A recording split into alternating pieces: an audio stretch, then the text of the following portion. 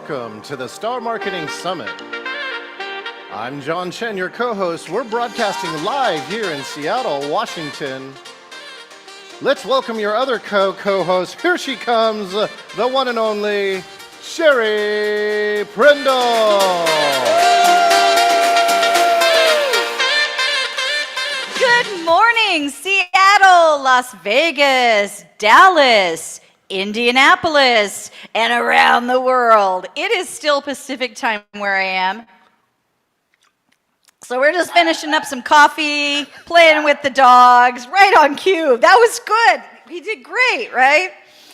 Wanted to just kind of be a little casual in greeting you this morning. This is our second day, so we're all friends now, right? And, right? And, it's been very sunny here in Seattle. The whole time I've been here, I know I've been told how lucky I am. Looks like it's going to be a little drearier today, but we're not expecting any rain. So love to ask those of you who are joining us virtually to kind of share what are things like over where you are, what's the temp, what's the precipitation, because weather is one of those things that we all have in common. I don't have the toy to play with the poor dog, right? It's dog time here at the Star Marketing Summit. But I do have the schedule for the day, and I want you to get a sense of where we're going today. And I don't know why the clicker didn't make it go, but I'm excited. So we've got Rose Harrow, who was here yesterday in the audience, and she's going to give two different presentations with kind of different genres. So one of them is about getting clients gracefully. I don't think I do much of anything gracefully except maybe I know I got to do it. The high kick. So I'm kind of excited to market gracefully. She's also going to do a program a little bit later about how to boost leadership resilience and team retention. We've also got someone whom I haven't had a chance to see yet, but some of you have, just how to present that that professional presence on camera that's coming in. And then the other thing this morning is Pradeep Un, which John Chen and I don't think any of the others of you here or out there are a part of this world called the gamification and development community, learning development community. We go to these training magazine conferences and these gamification conferences, and the most prestigious award on the side of gamification that's not about programming comes from Sententia Gamification. Our friends Monica Cornetti and Jonathan Peters, they present the award for best gamification at Training Magazine's conference. And Pradeep Un, who's coming in this morning, has won the award for both best overall game last year at the Training Magazine Tech Learn conference. And he's going to play the game with us. He's going to play the game with us. And I've seen him do a presentation where he talks about the game and kind of has people do it, but it should be pretty exciting for us in studio to play the game and for you to watch. It is a game that is designed to help people have deeper conversations, which I love because the Marketing Summit is about that too. It's about, let's not just kind of get up and present, let's pull back the curtain, let's talk about what we've done to be successful. So with that, one of the kind of recurring things I've been doing in this session that I'd like to do now, if the people at the tables could each grab a paddle and a marker, what I'm going to do is one more activity. So I said that a part of your marketing checklist to be exceptional in 2024 and beyond is to have activities that play well in hybrid, that work well when you've got both audiences together. And I've been sharing some of those in the breaks. So that's what I'm going to do now, is one of these activities. So you might need, Mel, to go back to your keyboard here. What I'm going to ask each person to do is pick a common item. It should be an item that everybody knows what it is, and write a really short description of the item. So those of you who are virtual, please write that in chat. Those of you who are here, write them on your little boards. And then what we're going to do is read each other's and see if we can figure out what they are. Now, every writing should always have an objective, and remember our objective here is that others should be able to tell what the item is. So I'll give you about 45 seconds, a minute to do that.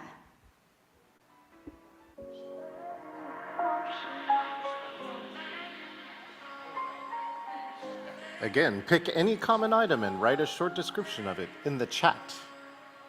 Let's look for you and see this description.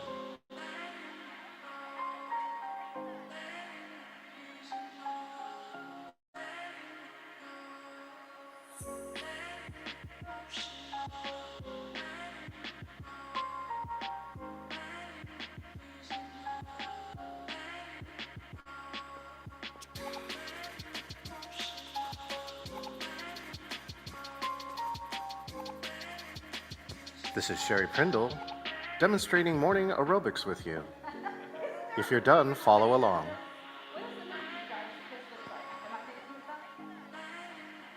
Okay, ready? Oh, you guys are busy writing. Never mind. Save us time for dance time. I have a couple descriptions. Are you ready? All right, let's see. Yeah, I need a microphone, don't I? All right, the first one is from Deborah Allen. It's my companion, and I use it daily. I rely on it for everything. I use it for business, my personal info, as well as my entertainment. What am I? Okay, wait. Now, when you guess, I would like you to just kind of play this game. Guess anything it could possibly be. So, first of all, what we think it probably obviously is what? I was going to say Rolodex. Ha, ha, ha, ha, ha, ha. Rolo, what? By the way, those on virtual, if you actually click the talk bubble to the right of Deborah Allen's chat, you can see the chats in line so you know you're answering Deborah Allen and not Susan Michelle. Yesterday, you were able to do this cool thing where you put the chat over to the side. Are you We able can to do that too in just a moment. Let me know when you're ready. This high-tech hybrid event. All right, what do we think it is? All the guesses. Smartphone is what I was guessing it was. Her book. Yeah. Mega learning with a twist, baby. Yeah. I know the name of your book. I'm pretty happy about that. A journal. Okay. What do we have in let's see. John put the Rolodex there. Now, the reason I asked you to guess all the things it could be is, but Deborah, was it your phone, your Yeah, definitely my smartphone. All right. See, the thing is, though, when we're writing something like this, then we tend to write and we tend to leave a couple of things out because you know what you're saying, right? You know what you're saying. So, here's my question. What definitive one more thing, can we keep the chat up there by any chance? What definitive one more thing could Deborah have added to that to make it so that without a doubt we would have known it was her smartphone? I carry it everywhere. She could have put a brand in it. It's a Samsung. It's an Android, something like that, right? Never talked about talking on the phone. It's funny how we don't use phones for talking anymore, but it is one of the unique things about a phone versus other things, right? Very good. All right, let's pick one. Which one of you wants to read yours from the audience? All right.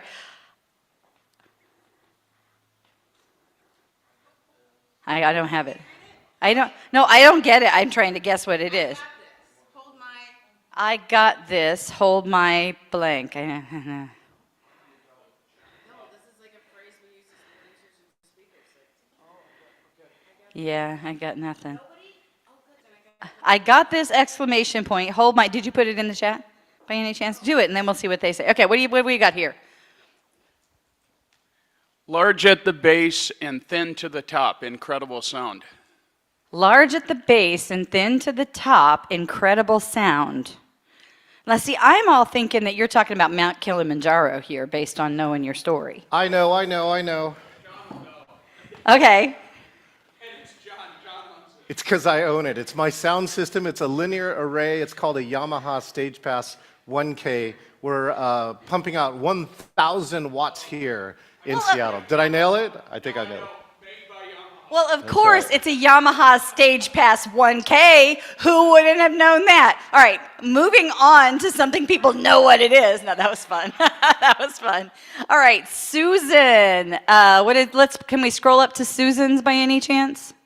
Oh, this helps you read when you can't see the words. All right, now here's my question though. What all could it be? What could it be besides the readers? Magnifying glass. What else could it be besides the readers? I see computer. That's pretty good. Oh, everybody said water bottle. Is that what yours was, Julie? Yeah. It's a mystery. Magnifying glass. So what definitive one other piece of information could have been added to Susan's so that without a doubt we would have known it was eyeglasses? I wear them, the idea that you wear them, right? The idea that they show a reflection when I'm on Zoom, right? Like something that's only that. So thank you all so much. This is an activity that plays well in hybrid. Both groups can do it. And the key is to then ask yourself, how could I debrief this so that it could make a point? And of course, I use this in writing classes a lot to kind of make the point of like scope and making sure that you don't write just from your viewpoint, but that you imagine people that don't know anything about what you're saying, but think about what else you could do with something like this. So I have one more, and then we've got Rose Harrow coming up. The one more is something that I kind of got into a place where I probably shouldn't have done it in person, because you're not supposed to have people in the session have to touch each other. But I just loved this thing that I did. I would say, sorry, I'm this going backwards thing, I always mess that up. I would say, okay, I'd like you to pair up, and what I'm going to ask you to do is, we're not going to figure out who's partner A and who is partner B. She's not here. No, click your slide. You're back on the thing. Yeah. There Who you is go. partner A and who is There partner you B? go. This time you and your partner are a team. That's right. You're going to work together as a team to achieve the objective. The objective is to work together to achieve the most victories, as many victories as you can within the time limit, which starts when I say go and stops when I say stop. All right, working together as a team. Now, don't take it too seriously. This is meant to be playful, okay? So work together as a team to get as many victories as you can within the time limit. The activity you will do is arm wrestling. Can I get the audience cam? Yes, and get ready. And Sherry, what I would love to do is, let's see, I want to get two of the virtuals here. I'm going to follow the host order. So Shelly, see if you can pretend to wrestle Kristen, who is in the video window to your right. Okay, coming here, zoom in. Adam, let's find the table. Zoom in on our two people who are wrestling. All right, count it down, Sherry. All right, get ready. Get set. Go! And stop. Oh, wait a minute. How many victories did you get? None. How many victories did you get on the virtual? Deborah said 2. I don't know, Kristen? Shelly just giving like the goal symbol like she's she playing won. Australian All rules right. football. So Go! remember, the instructions were to get as many victories as you can within the time limit, and most of us got 0 victories. Think about it. Within that amount of time, you could have easily gotten what? How many victories?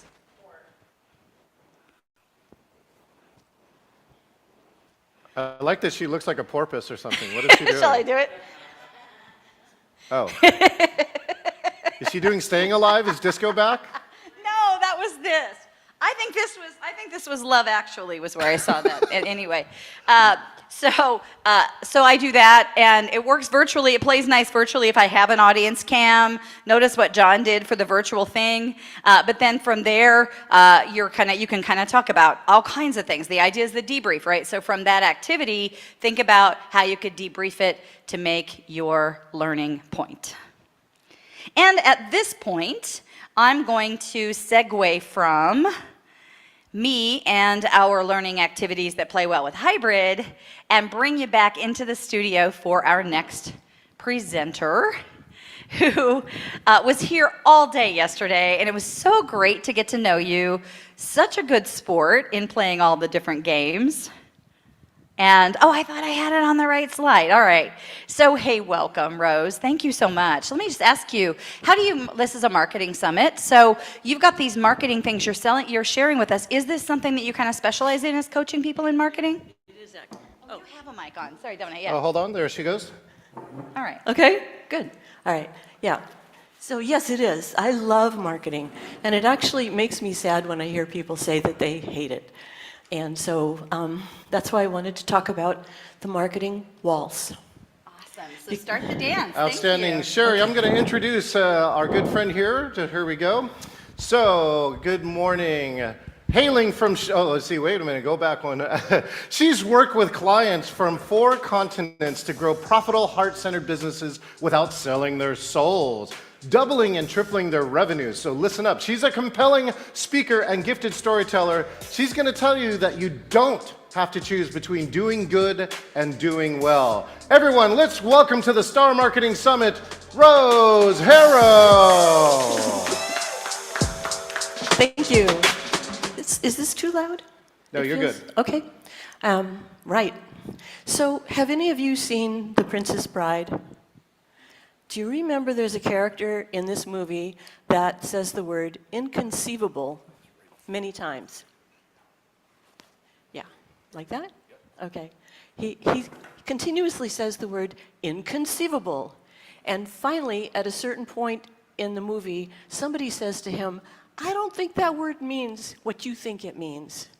And I feel that way whenever I hear somebody talking about marketing in a negative way or in an unhappy way. And recently I was talking to somebody who said she had been working with a business mentor for 10 months, and she still hated marketing. And I thought, oh, there's something not right there. So that's why I wanted to call it the marketing waltz, because the waltz is the most flowing, effortless, graceful dance. And are we good? Adam? And Adam's going to come in here and make this save mic. me. You're going to waltz with your microphone right now, so make sure that you have a good partner whenever you have a microphone. Let's give you some waltz music. Please do. That's Adam Teagues, one of our techs Thank here. you. Please give a round of Yeah, applause to this is Adam better. Teagues. Better? Give it Okay. up for Thank Adam. Making sure Okay. all your audio is correct. Back All right. to you, Rose. Would you like me to start over or just pick it up? Go ahead and pick it up right from here. Oh, right. So if any of you have ever waltzed, you know that it is really a very fluid kind of movement, kind of dance. But there's a system. And if you don't know the system, it's not fluid at all. There's a lot of collisions that can happen. So there's just guiding principles. And it's the same thing with marketing. And in fact, you market all the time without even knowing it. Have you ever tried to get your kid into bed by saying, you know, if you get your pajamas on and brush your teeth, we'll have time for a story? That's marketing. You're showing the benefit, you're making an offer, same. Or if you really love a movie that you've seen and you say to your friend, let's go to this movie again, I want to see it again, it's really great. You're marketing the movie to that person. So all marketing really is showing the benefit and sharing. And it's not pushy, it's not salesy. If you're doing it that way, that's like, that's not what I have in mind at all. So I want to talk about one of my most frequent phone calls that I get from people when they want to start working with me is, I've done a lot of speaking, my audiences love me, and I never get a client. So that's kind of the whole point of the speaking, right? Because it takes a fair amount of preparation and setup to put your talk together and go deliver it, get in your car and drive someplace. And so you really want the result. And the result is getting clients. Of course, it's lovely to speak just all by itself, but you really do want to get the result. And I'm really big on results. And so the reason people don't get a result when they speak is that they don't have a system. That they may be really good storytellers and, you know, the audience will love them, but in the end, like, well, that was nice. Now everybody goes home and nothing has changed. All right, so I'm going to talk today about a system, and particularly people who are speakers and entrepreneurs tend to be very creative people. And that can be a double-edged sword. It can be a blessing, it can be a curse. How many of you are trained and expert at more than one thing, right? How about more than 4 things? Yeah, I could probably go on. Bigger numbers, right? And, you know, if you're over 29, you know some things, right? You've had some life experience. and you probably love most of them. So if you really love what you do and you want to share it, it really feels, I've had people tell me they kind of almost feel backed up if they really aren't working with enough clients, if they really aren't in the flow. So that's why I really wanted to break up this notion of marketing being hard, marketing being salesy. I've seen some people give a talk and then they get to the end like, oh, now I have to do this thing to you, right? And that's not it at all, right? Okay, so that is the phone call. In fact, a lot of times that phone call comes with tears. I've been doing, one woman I'm thinking in particular, she said that she had been working in her work for, 20, 30 years. She was really good at it. Her clients got great results. And she was a good speaker. Her audiences loved her. And she never came home with a client. And she was just like in tears. She said, I have done everything I can think of. And nothing is working. And I said, well, you want to know why?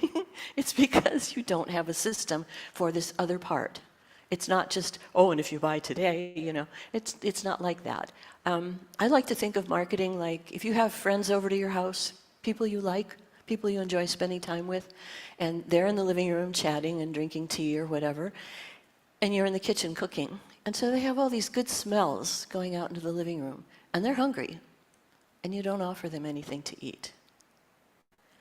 That's how it feels if you really aren't sharing what you have to offer. And there's no pushiness involved, right? If you brought a tray of food out to these people, all you'd have to do is set it down or just say, well, here's food's here.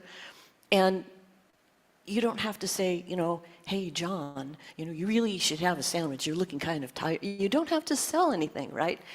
And if you put out a tray of beautiful things and nobody eats anything, you know that next time you're going to offer something different. That's all. That's all. It's not personal.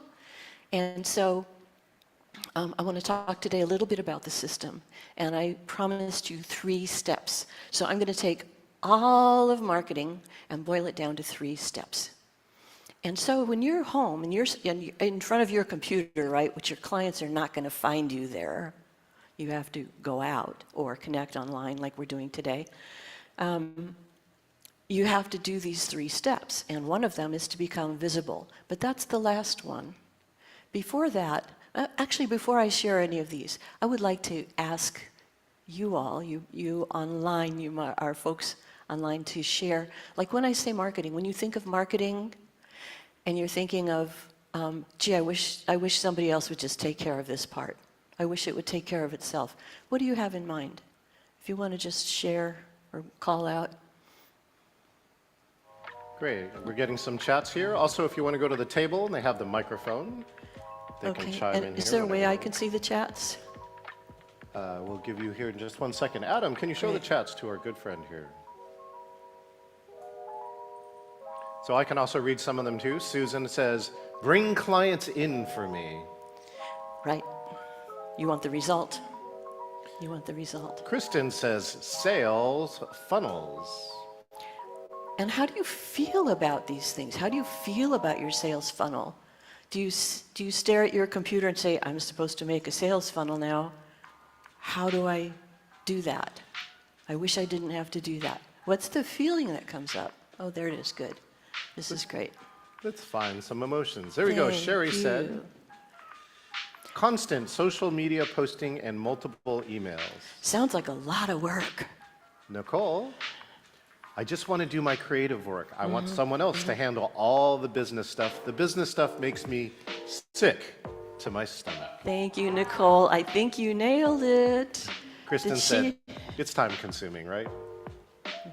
Can we scroll up? Can I scroll up? Those are all the chats. That's it. Okay. Bottom of our Okay. Well, I love what Nicole said. I think that she summarizes the bottom line for most people. It's like, I just wish it would go away. It makes me sick to my stomach. So if something makes you sick to your stomach, are you going to seek it out? Are you going to spend your time doing that? Probably not, right? Just want to do my creative work. That's why we're entrepreneurs. Nobody in their right mind would become an entrepreneur unless they're in love with their work, right? But I can't imagine going, sitting in an office someplace all day. I suppose I could, but I'd rather not. And so it's worth the ups and downs. It's worth the risk, right? Okay. So, yes. Grab a mic, please. Thank you so much. Yeah. Oh, sorry. Hold on. Oh, There we go. It goes both ways. Some people will seek the comfort of that marketing, and that's all they do. And they're not getting out meeting people. So it goes both ways, too. So are you talking about online marketing? Yeah, online or your brochure, or how do I get this card just right? How do I Right, post? right. You know, you can get involved with that and not get any business because you've got to get out and meet Thank people. you. So where are you at on that? You may not want to get out and meet people. You know, What a and great you have to. point. Thanks, Daryl. Yeah, so the endless pencil sharpening, right? It's safe at home. Yeah, well, that's not going to do it. I mean, and many people say, and I personally agree, I get most of my clients from public speaking. Right? And so when it comes to public speaking, there are two camps, people who love it, people who hate it, or people who fear it, right? And people don't hire you because of a brochure. Before I became a marketing expert, and I believe I am, there's many kinds of marketing, but I'm really good at the kind that I do.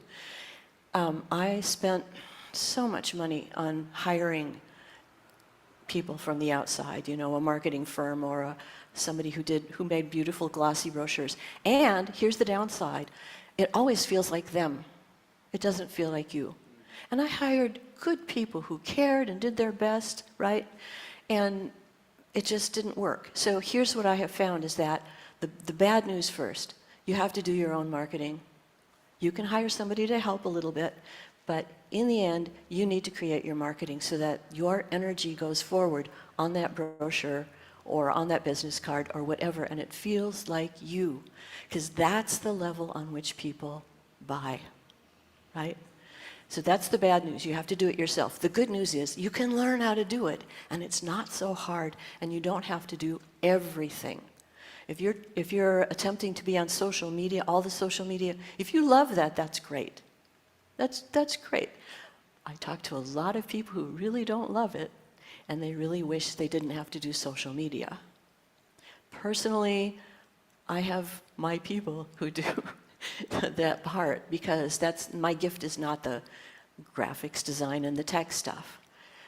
But I love the public speaking. It's like being in love with a room full of people. Well, how wonderful is that, right? Falling in love, waltzing in love. It's not effortful, but there's a system. And if you don't know the system, it's going to be really baffling and confusing. All right, so, and as John said, that I have worked on 4 continents. I have done training, and I have done speaking at conferences around the world, 4 continents. And what I have found is that the challenges that people have are really similar all over the world. There are some cultural differences, of course, but the challenges are really similar. And this whole missing piece about how to create marketing, that you love the process, that it carries the same quality of energy that your client service delivery does, right? There's no break. There's no break. It's a continuity. So, okay, what are the 3 steps? Let's get down to it. The first step is to know who you are. Now, most systems don't even talk about that. You know, I hear people saying, oh, I'm going to start a business. I need a website and a business card. And I'm like, no, that's later.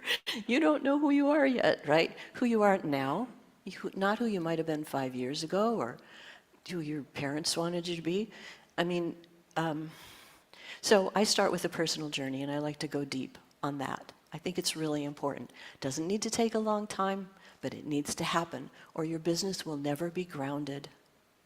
It will be really hard to be in love with your business if it doesn't resonate and align with your life purpose. So I often say to people, kind of a little cheeky, but it's very effective.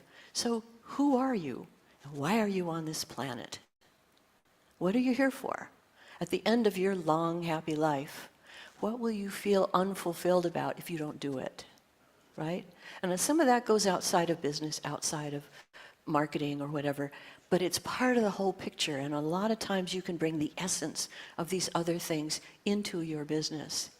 And sometimes people think, well, I really love animals, but I can't make a living, you know, talking to animals or whatever, advising animal owners, like, well, your horse is doing that because of this. So if you do that, problem solved, right? Well, turns out you can make a very good living doing all of these odd things because somewhere out there, there's somebody waiting for you, looking for you already. Not someone like you, but you, your particular way of doing it. So the time spent in a little self-reflection, like who are you? And what are you here for? So it's the convergence, right? What do you love doing? What do people need? What are they willing to pay for? And what's the fourth one? Thank you. What are you good? Right. So those four things, we just bring those together, and it makes a real difference. And sometimes the business that comes out of that isn't very different from where we started, but it feels really different. And the results you get are really different. So that's step one. It's like on the map. The first thing, the map is no good unless there's a sign that says, you are here. So where are you? You know, you are here. That's your starting point. Step two is I'm going to bundle all the section of marketing that has to do with package, price, and sell. I love package, price, and sell. Is there more? Wonderful. More. I'm just checking on the chat here. Yes. Kristen is saying, this is where I've been struggling for a handful of years. My identity was so attached to education. Right. We grow up, we come through the school system. And in the school system, when you start speaking, you stand in front of your audience and you say, I went to Stanford and I went to Harvard and I've got all these certificates. Well, your audience really doesn't care. They don't know who you are. They don't know, I mean, people are busy. They need to get to the point, especially people in business. And they need to know, what can you do for me? So lead with that. They don't care about your credentials until maybe later. Stay on a journey of lifelong learning and coaching, limitless possibilities. Absolutely. Yeah, absolutely. Know who you are, where you are, what you're selling. Yeah, love it. So yeah, I put what you're selling and package, price, into package, price, and sell. I love package, price, and sell because what are you really selling? And sometimes it may look like you're selling a car, but you're selling confidence, right? There was an old Saturn commercial. Remember Saturn? Yeah. And the commercial's got a guy sitting in the car, a young man, I don't know, maybe 18 or 19. He's sitting in this beautiful car. And the salesperson comes up and says, you like the car? And he goes, I love the car. Will this car get me more girls? And the salesperson says, no, but you'll have a really nice car, right? And so we want to get straight to the point and not the secondary things. And package, price, and sell is like you really need to call it something. You need to put it together into a package, figure out what people are willing to pay, what you're willing to work for, right? And then the whole selling process, which we're sort of, everything we're talking about today is touching on this. Okay, thank you. All right. And what are you selling behind the product? Of course, yes. So you're selling well-being, you're selling confidence, you're selling peace of mind, right? You're selling being able to keep your home because you're making enough money to feed your kids, pay the mortgage, and all of that. So, but the other thing is that people are like too scattered. And so part of step number one is actually a process of bringing together all the different aspects of what you do under one umbrella. And if you look and take a little bit of time with this, there always is an umbrella that pulls it all together. And when this happens, people just get so happy. So, all right, the third step is to become visible. And to do this, I want to show you, I want to take you on a little process. It just takes a couple minutes here, which is about what I've got left. And think about some aspect of marketing that you don't really look forward to. Just, I don't know, it can be getting in front of an audience, it can be that part of your talk where you're getting ready to make your offer. And just notice how you feel, kind of head to toe, tighten my shoulder, breathing gets shallow, whatever, just notice what you've got, because we're going to do something to change it, all right? So if I was working one-to-one with you, I might choose something else, but I'm going to choose a sequence that usually is helpful to just about everybody. All right? So once you've got that, you got that? Know how your body feels? Okay. Go ahead and cross your ankles. You don't have to do this, but this is what I'm inviting you to do. Cross your ankles and cross your wrists like this. And bring them up if that's comfortable. All your energy meridians begin and end in the fingers and toes. And so this is a connection that helps them all remember that they do flow together and that there's not, that there is no blockages anywhere. Adam's got blockages. He's kind of stuck. He's a little confused. All right, and when you have a big sigh or you feel like that's complete, just uncross everything and put your fingertips together. And again, all the energy meridians. My work, when I work with people, I do a lot of things with the brain. I've been working with the brain since 1979, and not just about it, but shifting things with it. So if you have a lamp that gets unplugged, are you going to get any light out of that lamp? What if you promise it a trip to Disneyland? You going to get any light out of that lamp? Or what if you scold it and threaten it with severe penalties? Any light? No. But what happens if you plug it in? Same with our brain, right? This is your happy brain. This is your brain on stress. And when your brain is like this, you can't remember anything. Deer in the headlights, right? So there are techniques like this. This is just a short little hors d'oeuvre, right? And then when your brain starts relaxing and coming back together, that's why people come out of a test. As soon as they leave the room, I remember that answer. Right? That's what this is. Your brain relaxes, it reconnects, or you need a vacation or whatever. Whenever your brain reconnects, you have access to everything again, right?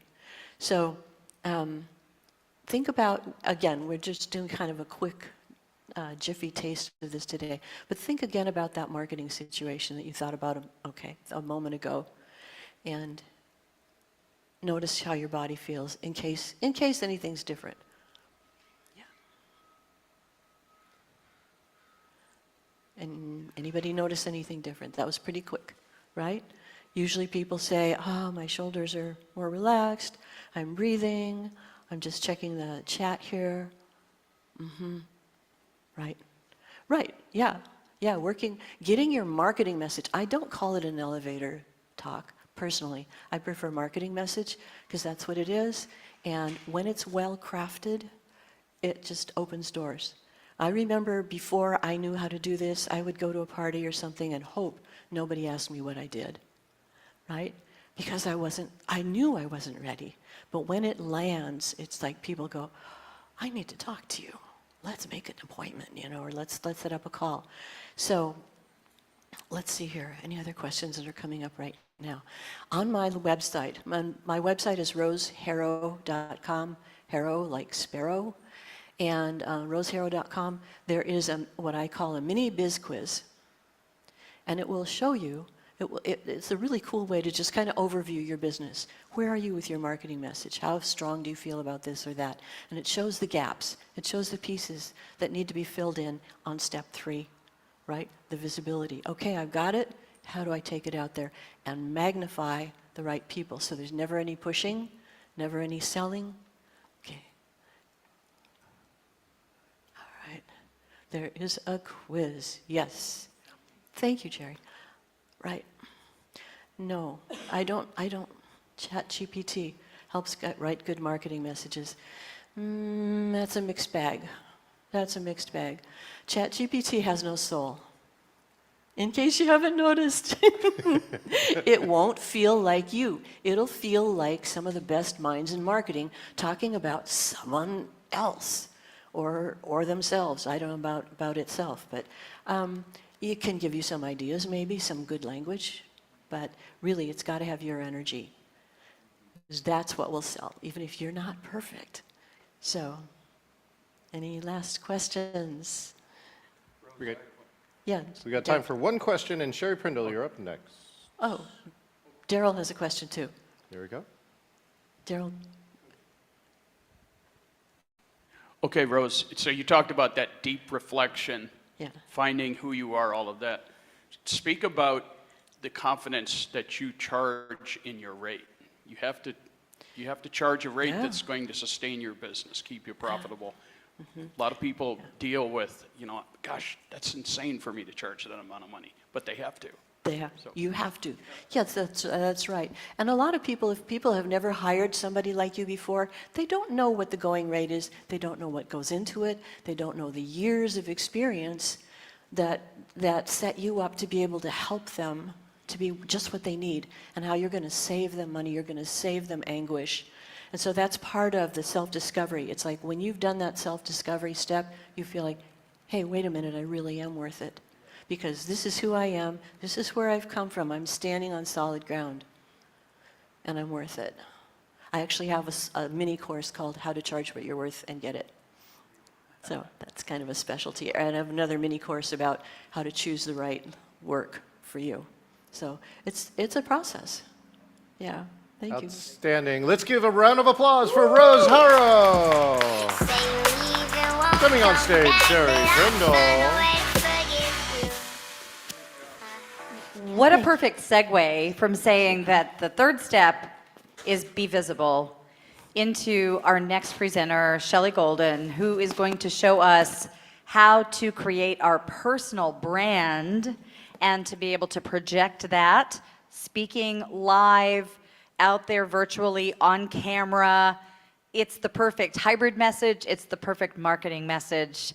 I look so forward to it. Thank you, Shelley, for joining us. All right, let's introduce our next speaker, hailing from Chicago, Amsterdam, and San Francisco. She's an executive image consultant and fashion stylist.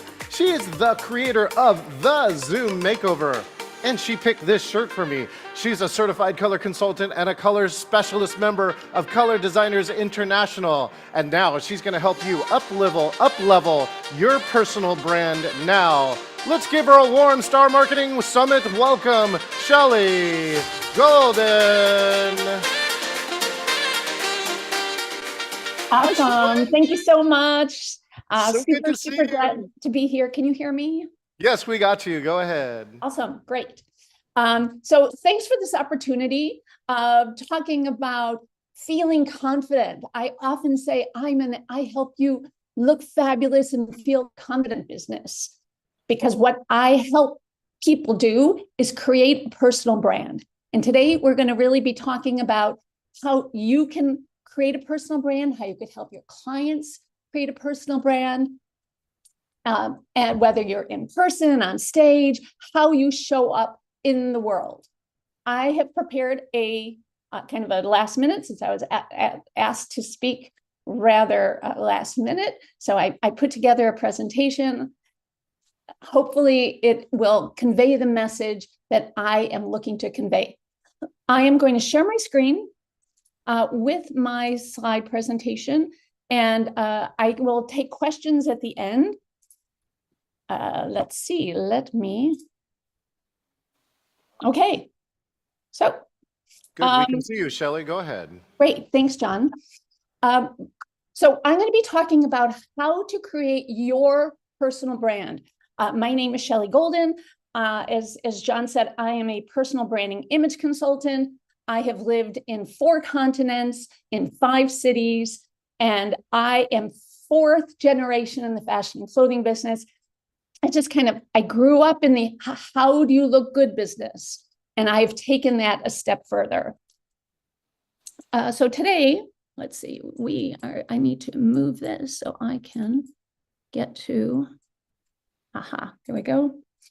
All right, so we're going to talk about 4 ways to create your personal brand.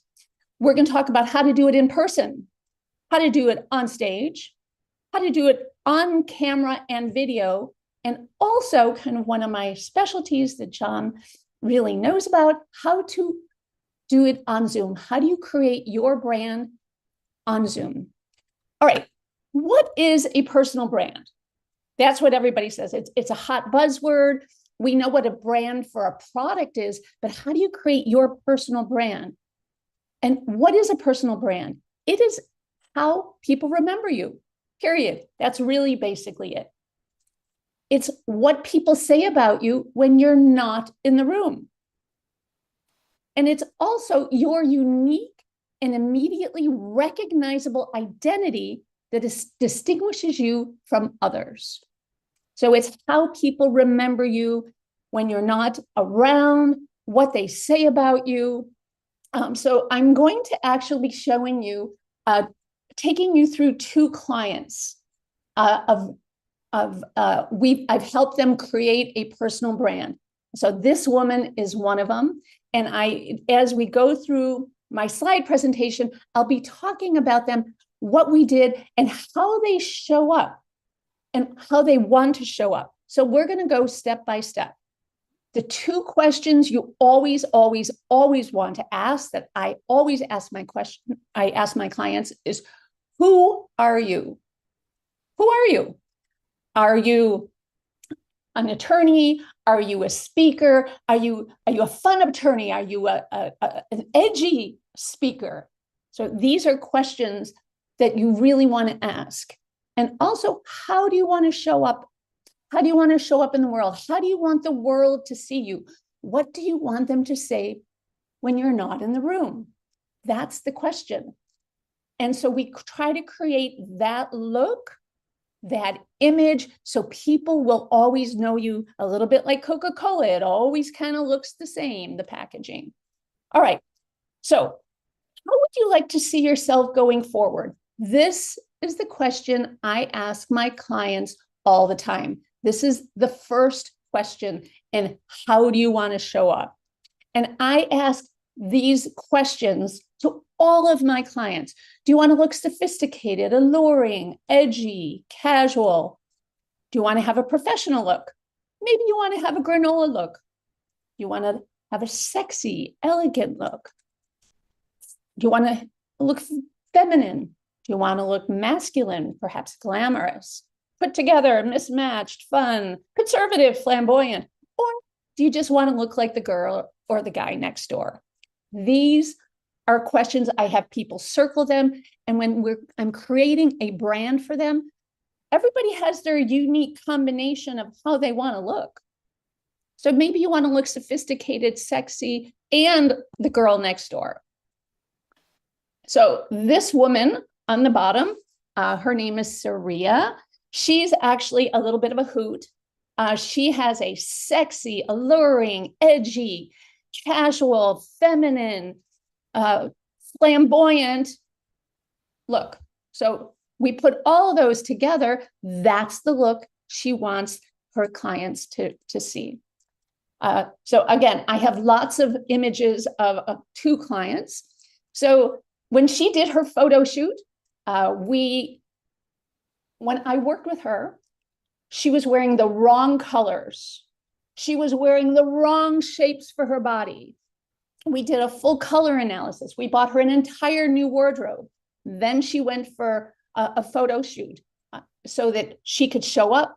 She's a size 2X. We're trying to create a longer, leaner look. She's an immigration attorney. That's very important to know. She's for women's rights. She is from Central America, has a very typical Central American body, but she has a fun, edgy side to her. So, you know, when you're trying to come up with a look and a brand, what look do you want? How do you want the world to see you? How, you know, is she on the top left, really kind of fun? Is she a little bit kind of like, I don't know what's going on. I've got all these stickers on my laptop. I don't really know. Or do you want to look really polished and professional? Perhaps you want to look all of these. So let's go through the 4 ways. How do you want to show up in person? Are you wearing these are the questions I ask when we're talking about in person, because that's always step number 1. Are you wearing the right colors for your coloring, your skin color, your hair color? What shape is your body? That's a huge consideration, because when you want to dress for your body, so my client, the previous Saria, was wearing the wrong shapes for her body. She's an apple shape and she was dressing for an hourglass shape. What message do you want to tell? Kind of that list. I want to be feminine. I want to be edgy. I want to be conservative. This is how you want to show up. And the question is, are you attracting the clients or the people you want to attract? When you are wearing the right colors and shapes for your body, you will automatically attract the clients you want to attract. So on the right, this is Sophie. And I am going to be sharing Sophie's and Saria's branding photos as examples. So you could just see this color absolutely makes her look beautiful. Her lips kind of pull in the color. It's a great neckline. You wouldn't know she's a size 14. All right. This is what the two of them look like. I did their color palette as a color consultant. And for me, this is step one when I am helping people create a brand, because both of these women are attorneys. Both of these women have podcasts. Both of these women have written books. Both of these women do public speaking. So we are creating a brand. And for me, first step is creating a color palette so I know what colors work best for them. Even, for example, Sophie, not only did we take this color palette and create a custom virtual background, we have created a wardrobe for her. It's on her book cover. So she's always surrounded by these colors, which are the perfect colors for her makeup, her clothing, her branding. It's in her branding colors. So I always need to know and understand what is somebody's silhouette and body shape. This is a whole other presentation. I'm not going to go there.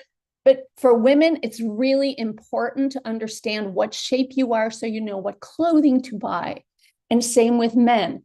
What shape are you? Do you have are you a little bigger through the midsection? Do you have really broad shoulders, or do you have like the triangle? Do you have very sloped shoulders? We want to what I call camouflage what needs to be camouflaged and accentuate what you want to accentuate. I sometimes call myself the queen of camouflage, but that's another story. All right, so you're in person. Whether you're in person, you're on stage, you're giving a presentation, you're on Zoom, you're creating images for social media. These are the considerations that you always want to talk about and think about. Your clothing, your jewelry, you don't want it too big. You want the color clothing to be the right color clothing for you. Your hair, what color is it? What style is it? Guys, do you have hair on your face? Is it a beard? Is it a mustache? Is it trimmed correctly? Is it nicely contoured around your chin? Are you wearing makeup or no makeup? Even guys, are you wearing a little bit of makeup? Do you want to wear glasses or do you not want to wear glasses? Also, what shoes are you wearing? So these are all the considerations that I look at when creating a brand, because sometimes you want to be known by your shoes. Some people like to be known by their lipstick, or men, maybe it's the hair on your face. It's your goatee. It's your beard. You have a very distinctive hair style. All right, so back to Sophie. So these are the looks that I talk about. And how do you want to show up? What brand do you want? So Sophie has many, because she has many looks. She's a super vibrant woman. She's fun. She's exciting. She's very fun and feminine. So we use this outfit. You could see the lipstick, that all the colors are just ideal for her. And notice it's right in her color palette. And you could see right in through there. So I have a couple of images to show you. These are the colors in the blouse and her lipstick. She's also kind of a tough chick, but still likes to be feminine. In her color palette, I just took this, here are the colors right here from the color palette, creating this outfit, including her shoes. Serious, back to feminine, and very powerful. This outfit, the way the face is, how do we create this look with the multiple necklaces? Not everybody can carry off wearing 5 different necklaces, but those are actually 5 different necklaces. As we were creating this look, I'm like, put another one on. What else do you have in your jewelry box? Put another one on. I'm like, yeah, they all look good. That's your new look. It's 5 necklaces put together. Again, all in her color palette. But sometimes she wants to look soft and friendly. So these are just different looks that you want to think about on who you are and how you want to show up in the world, who your clients are, how you can help them show up in a way that they want to show up. Is it a pink girly look? You know, maybe you're selling different products. Your clients are selling different products. Again, it's color has so much to do with it. And that was really the reason I was showing you this. Let's go to the second part of creating a personal brand. So that was in person. So how do you show up on stage? You're giving a presentation, my question list to my clients. 1, who is your audience? Always ask, who is your audience? Who are you speaking to? How do you want them to remember you? Do you want them to remember you as a powerhouse? Do you want them to remember you as an effective presenter in whatever it is you're presenting? One of the most important questions is, what color is behind you? So Sherry, I was noticing you are wearing a fuchsia jacket and you have fuchsia and purple lighting on your red carpet. So there's, you know, just how are you standing out from what is behind you? And I'm going to show you many examples. You want to know what the dress code is if you're giving a presentation. I just had a client 2 days ago. She was at the White House. She wasn't speaking, but like, what's the dress code for going to this conference at the White House? Also, how formal is the presentation?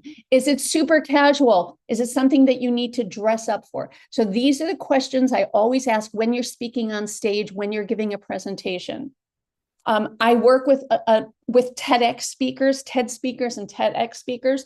And the one thing that is so important, whether you're speaking for TED or TEDx, or you're just giving a presentation at a conference, is that you stand out from the background so that the person in the very back of the room can eyeball you and see you easily. You're not going to blend in. So this woman, it's a little bit blurry, but this was at the height of COVID. She had this TEDx presentation scheduled. It was the height of COVID. I gave her a makeup tutorial online that she didn't even have a makeup artist because it was the height of COVID. We came up with, what is she going to wear? What's her background so that she stands out? This is also her signature color when she gives presentations. So I worked with a group of TEDx speakers at a TEDx conference last year, and I get on a call with this guy. His name is Hassan. And the first thing Hassan said to me this is pre-TEDx presentation. Well, did you look to see what I was wearing at my previous TEDx calls? And I'm like, well, actually, I don't know anything about you. Why don't you tell me? So I looked him up, and here I see him at one of his previous TEDx talks, wearing a black suit, black shirt with a black background with this red tie. I'm like, oh my God. First of all, I thought he looks like a pimp, which is absolutely, and he's a PhD doctor. That's not the message he wants to portray. So fast forward, this is what he was wearing this past September. A lot of coercion, trying to get everything to fit him. So he looks more modern. But not only that, my goal is that people will see him. They'll be able to relate to him as a very intelligent man who you could actually see from the back of the room. As a matter of fact, so this is the TEDx Pleasanton whole group of speakers that I worked with, every single one of them, on what they are planning to wear. But really what I want you to notice, again, whether it's a TEDx talk that people can see you against the color background that you're speaking in front of. Notice nobody is wearing black on the top. Everybody has a color so that they stand out and the people in the back of the room can see them. Oh, that was interesting. So that was my guy. I just wanted to show you. So that was my guy there. Instead of wearing the black suit, which he really would like to have worn, no way. He looks modern. He looks professional. All right. Again, if you're wearing the same color background, people won't see you. By wearing a bolder color, people can see you, and you are creating a brand that people will recognize, that you stand out when you walk into the room. Like, oh, wow, there's the speaker. That must be her, or that must be him right there. And for men, I always encourage men to wear colored clothing so that they stand out, creating a brand as opposed to just another guy wearing something like benign that he blends in.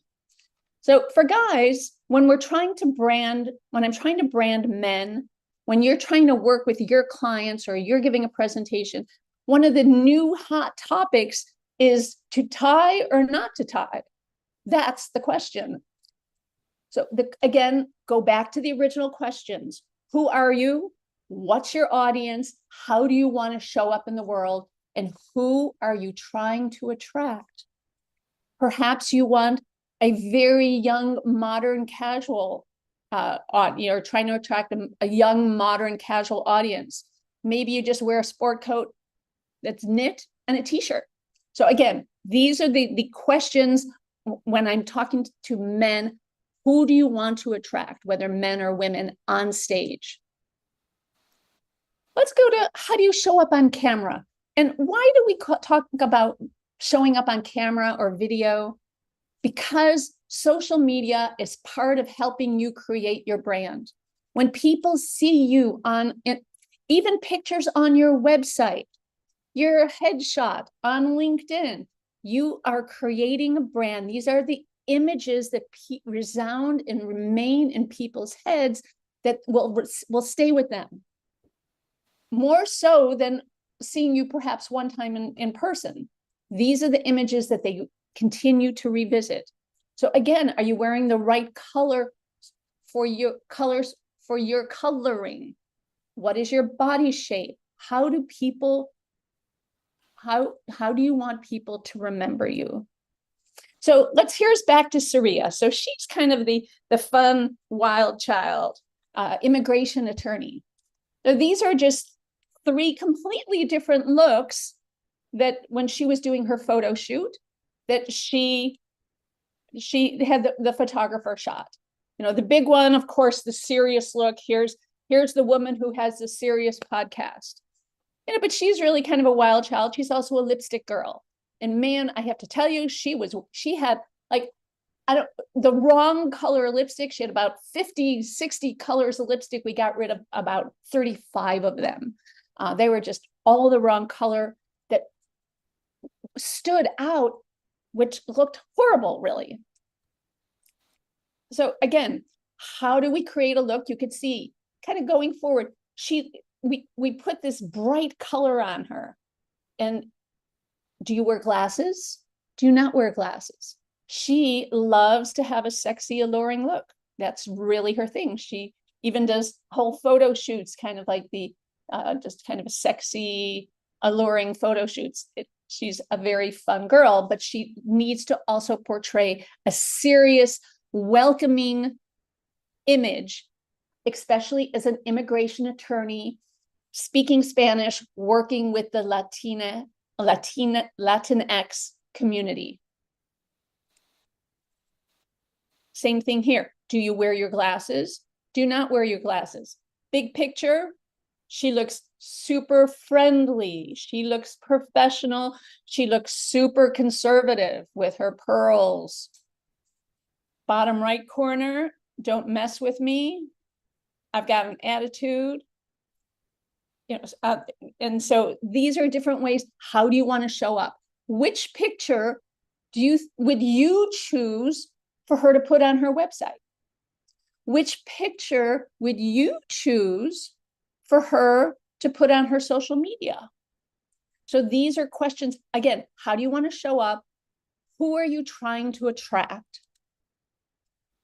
This is a client that I worked with who, this man is from Nigeria. He owns a very large telecommunications company in Western Africa and wanted to do a very fun TikTok video, basically for friends and family. And he was so conservative, super, super, super conservative, but he wanted to do like this cool, edgy, he wanted a, clothing TikTok video. So I created these looks for him. And these were the professional photos. We did photos, we did a video. I helped him find a videographer. We had great fun. And actually his favorite look was the pink jacket with all white. Just trying to create a cool, edgy look. That's what he wanted, cool and edgy. Of course, then as long as he was dressed up in assorted different outfits, he also wanted a more serious photograph for his professional website. And so even though it's a red camouflage linen shirt, we took this professional photo, but this is what he put on his website so that he looks more conservative, more approachable, more professional. So again, these are the words. How do you want to show up? How do you want the world to see you? Now, I do have some quick advice. If you are on camera, men, women, doesn't really matter. You want to basically wear solid colors. You never, ever, ever want to wear thin stripes, whether they're vertical stripes on a men's shirt or a blouse, because see what happens? It creates what they call the moire effect. This is just a little tidbit of information, just because I'm always sharing this kind of information. So that, and what happens is the camera cannot focus on the individual pixels because the stripes are too narrow, and it has this wavy effect. Just a little tidbit of information. Okay, lastly, again, part of your branding. How do people see you? Some of us are on Zoom today. How do you show up on Zoom? Whether you're using Teams or Google Meet or any other platform, I'm using Zoom as a generic term. And John is very familiar with this. Are you wearing the right colors for your coloring? Yes, I am. Awesome, John. And what is your body shape? It's not quite as important on Zoom. So when you are on Zoom, people are not only looking at you, they are looking at your entire background. And one of the things that I created from the first or second week of COVID was the Zoom makeover. So I have some Zoom makeover images that I'm just going to share with you. And this is part of your branding. So this woman who's a pharmaceutical rep, the only quiet place she had in her home was her storage closet. And yes, we see the bikes, but there's also suitcases and storage shelves and boxes and bins all around her. And she really didn't look professional. So fast forward, we moved the camera, bought a new camera, bought lights, changed the camera angle, brought in the plant.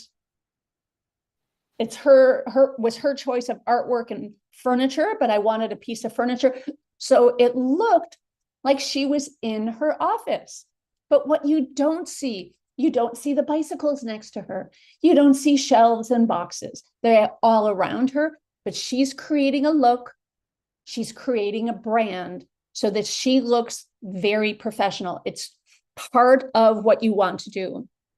Same thing. Here's just another example. The camera angle's wrong. If you're looking at her, it's a little bit awkward.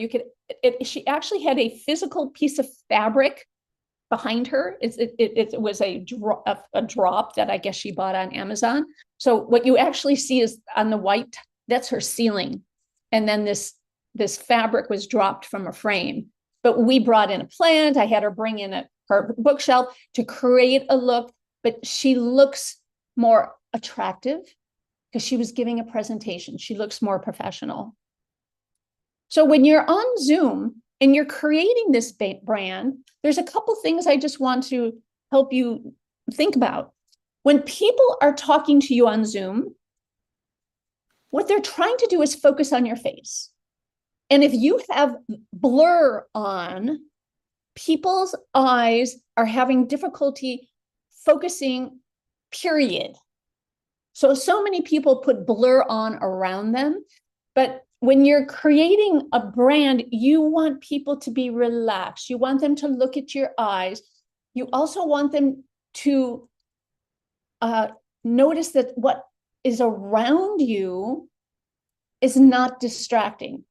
We actually, that bookshelf, when I got on this call with him, was filled with boxes and so many books and little tchotchkes that it was so distracting.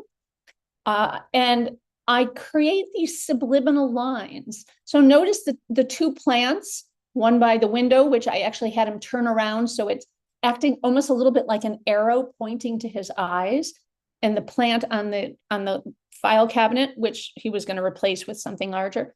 It almost, if you connect the two, it goes right through his eyes. Also, he stands out in the foreground versus his very busy background. And that's what I try to encourage, is that you wear a color that stands out so that people will notice you. Same thing. It's a clean, clear background. She's wearing a bold color. It's clean and simple, the background, but there are some of these subliminal lines creating an X that goes right through her eyes. So also, one of the things I help clients with is I create custom branded virtual backgrounds. So this is me. I'm doing kind of a test shot in these. So I created these backgrounds specifically for clients. The one on the left that's gray is actually for someone who's blonde. But notice the two M's line up right between my eyes. And you have these, like either on the bottom left, there's some like white books, goes right through the eyes to the gold on the top. And on the right side, this is for, they're both attorneys, by the way. The right, I created for a dark-haired male attorney in Boston. Notice the justice goes right through my eyes to the blue books and the plant, and his logo goes right to the green plant at the other corner. So it's creating a brand. How do you position yourself so that you look presentable? You look clean and polished. And so this is how I help my clients. And this is how you can help your clients create a brand. So knowing that it's a full spectrum. And with that, I thank you very much. I'm going to escape. I'm going to stop sharing. I'm also going to put my contact information in the chat. And I'm more than happy to take some questions. As I see, I have some lipstick on my teeth. Let's give a round of applause to Shelley Golden. All right, we got time for one comment or question. We got the mic here, so let me bring up our virtual or our in-person guests. And we got Hi, Shelley. one comment. Thank you so much. That was wonderful. Well, thank you. I remember Nixon and JFK when they first went on. Nixon lost. He was in a black suit in a black background. It was only a head. He lost the election because of that. Yeah, I call that a floating head. Yep. You know. So I have one question. Yeah. The one woman that you showed at the beginning, you had various colors on her. So are you saying we should stay consistent in our color and branding, or that might change on that whole color wheel? I may choose several colors that work for me and use that different color depending what's going on. Is that right? Yes. So it's not one color, because you don't necessarily want to wear one color, but I work with people so that all the colors that you wear are complementing you. So for you, for example, with white and gray hair, I would stay, I don't know what color eyes you have, but I would stay in the blue, black, gray range. Okay. All different shades of blue, blacks, and grays. Great, okay. But virtual background, sorry, we're in a hurry here, I know. Virtual background, I'm a big fan of those, but what do you think about the professionalness of that? I think they're just so striking that even if people know you're in a virtual background, they just look so good, but I'd love to know your thoughts on that. So I am a proponent of virtual backgrounds if you need it. Not everybody needs it. So for example, I create a number of them for law firms, sometimes a little more generic, because people are working at home, they're in their bedroom, they've got an unmade bed, they're in their kitchen, they've got kids and cats and dogs running around. They just come off looking more professional. So sometimes it helps with branding for the company itself.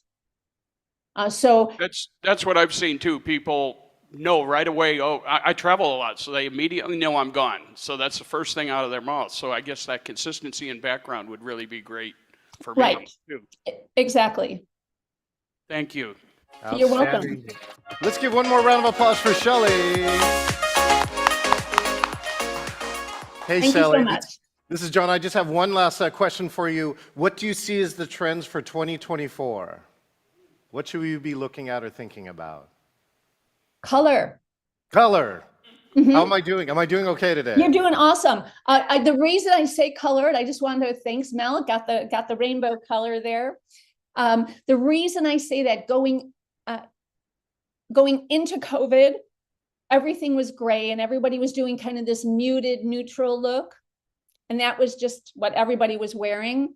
Yeah. And now coming out of COVID, everything is all about color. Stand out with color. If you want to stand apart from the crowd, wear a color. It doesn't have to be a bright color, but it has to have it be a color.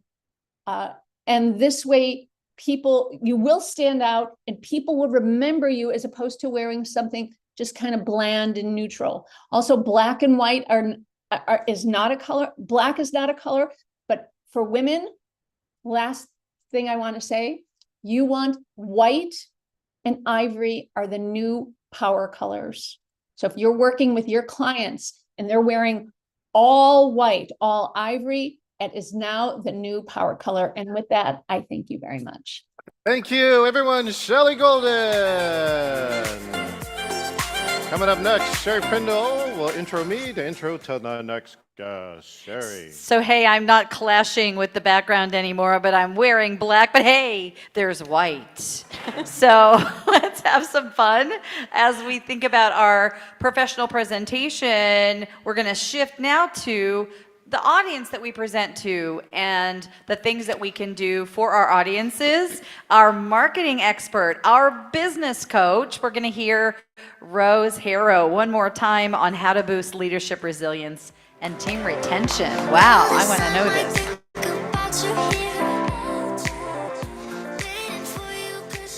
So what does that even mean? What is resilience? Who's a leader? And what about team retention? This is kind of a big deal right now, but I want to go back in history to like before this all happened. So imagine a college student studying hard, getting good grades, doing all the right things, making their parents proud, feeling good about themselves, getting a job, doing well, working extra, sometimes not seeing their family very often at night because they work late and they come home grumpy. And the years pass.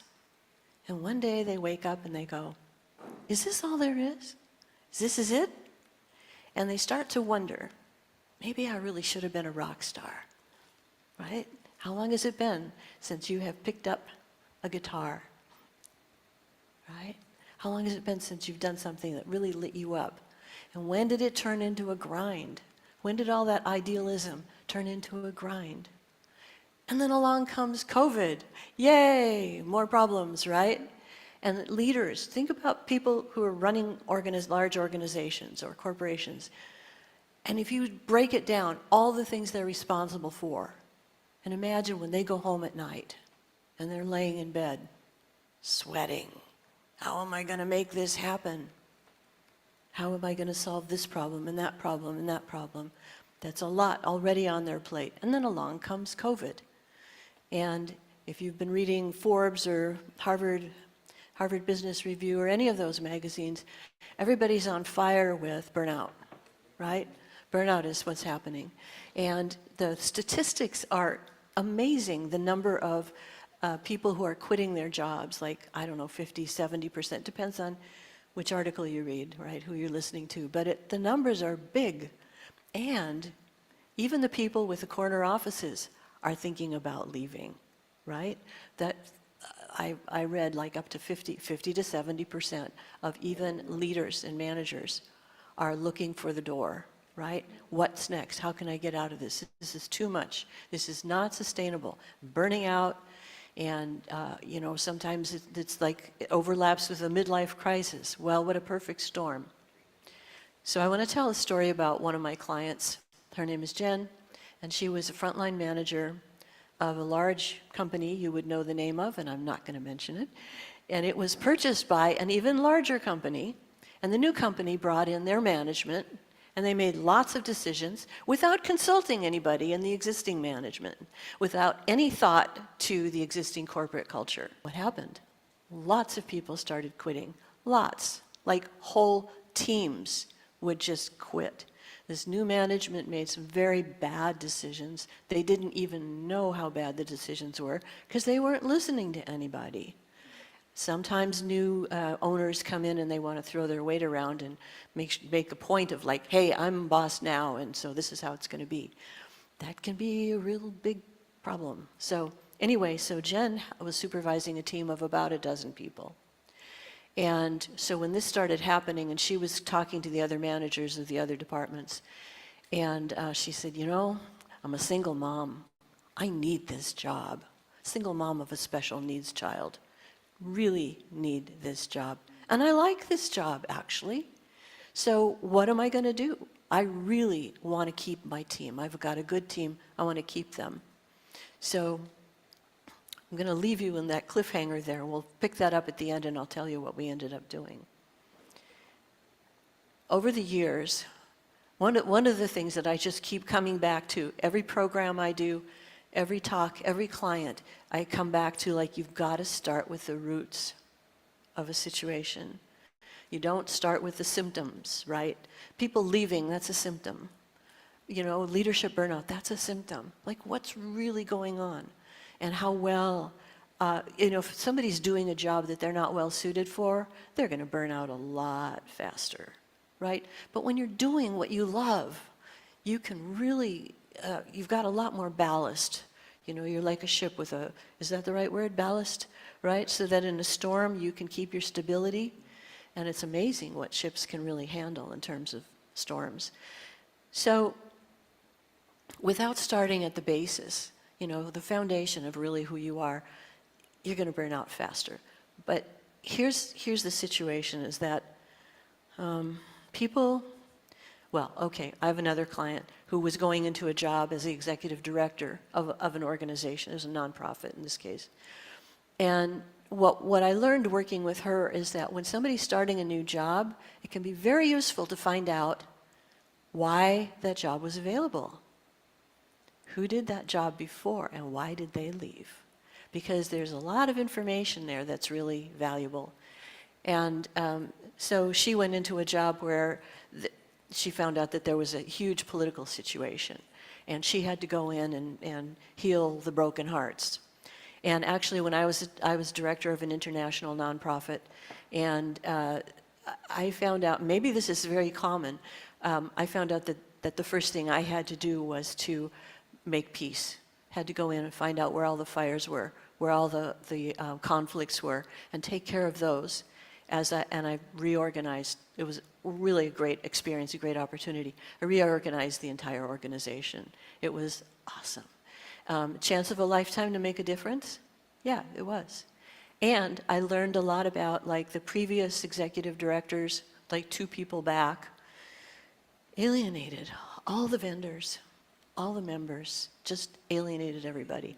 And so the person who came in after them to start put the pieces together burned out, like really burned out. Her doctor said, I want you out of that job in 2 weeks. It's destroying you. And so that's when I got to come in. And I learned a lot. Fortunately, I'm a pretty good diplomat and put things together, restructured things. It all worked better. People came back. And it, like I said, it was a chance of a lifetime. It was a real opportunity. But I take my own medicine. And when I talk about starting at ground zero, I think that's important for us to do periodically through our life. Not just once. You're not done, because you're constantly changing. You're not the person you were, when you left college, or when you got this job in the first place. And so I was reflecting on my life and thinking, with what I know and what I have done, how can I do the most good? And I thought, well, leverage, right? It's always about leveraging your time and energy. And so I started to notice that among my clients were a number of leaders and executives and, people in high places, people who, it's like sometimes the people in the high places don't want anyone to know that they're using a coach or a mentor. It's like, I don't need any help. Thank you very much, right?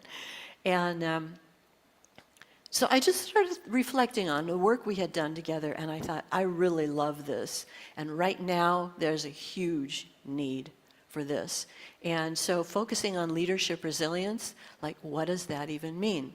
And again, goes back to the roots, self-reflection, self-care, and respect for employees. That's one of the big secrets about retaining employees. And, out of all of this, I created a system that I call the New Paradigm Leadership System. And the new paradigm is really different than a lot of, the old paradigm really came out of the Industrial Revolution. And as our educational system also came out of the Industrial Revolution, where people were taught to read so that they could read the manuals, so that they could operate all this new machinery that was being created. That's where our school system came from, actually. And so that's why, the thinking and creativity is not rewarded. It's like, just do what you're told. And in the corporate world, people are not really happy when they have to just do what they're told. When their creativity is not rewarded, when it's just top-down management and nobody asks, well, what do you think? Yesterday there was a speaker who talked about his team had the answer all along. And the higher-ups never wanted to hear it.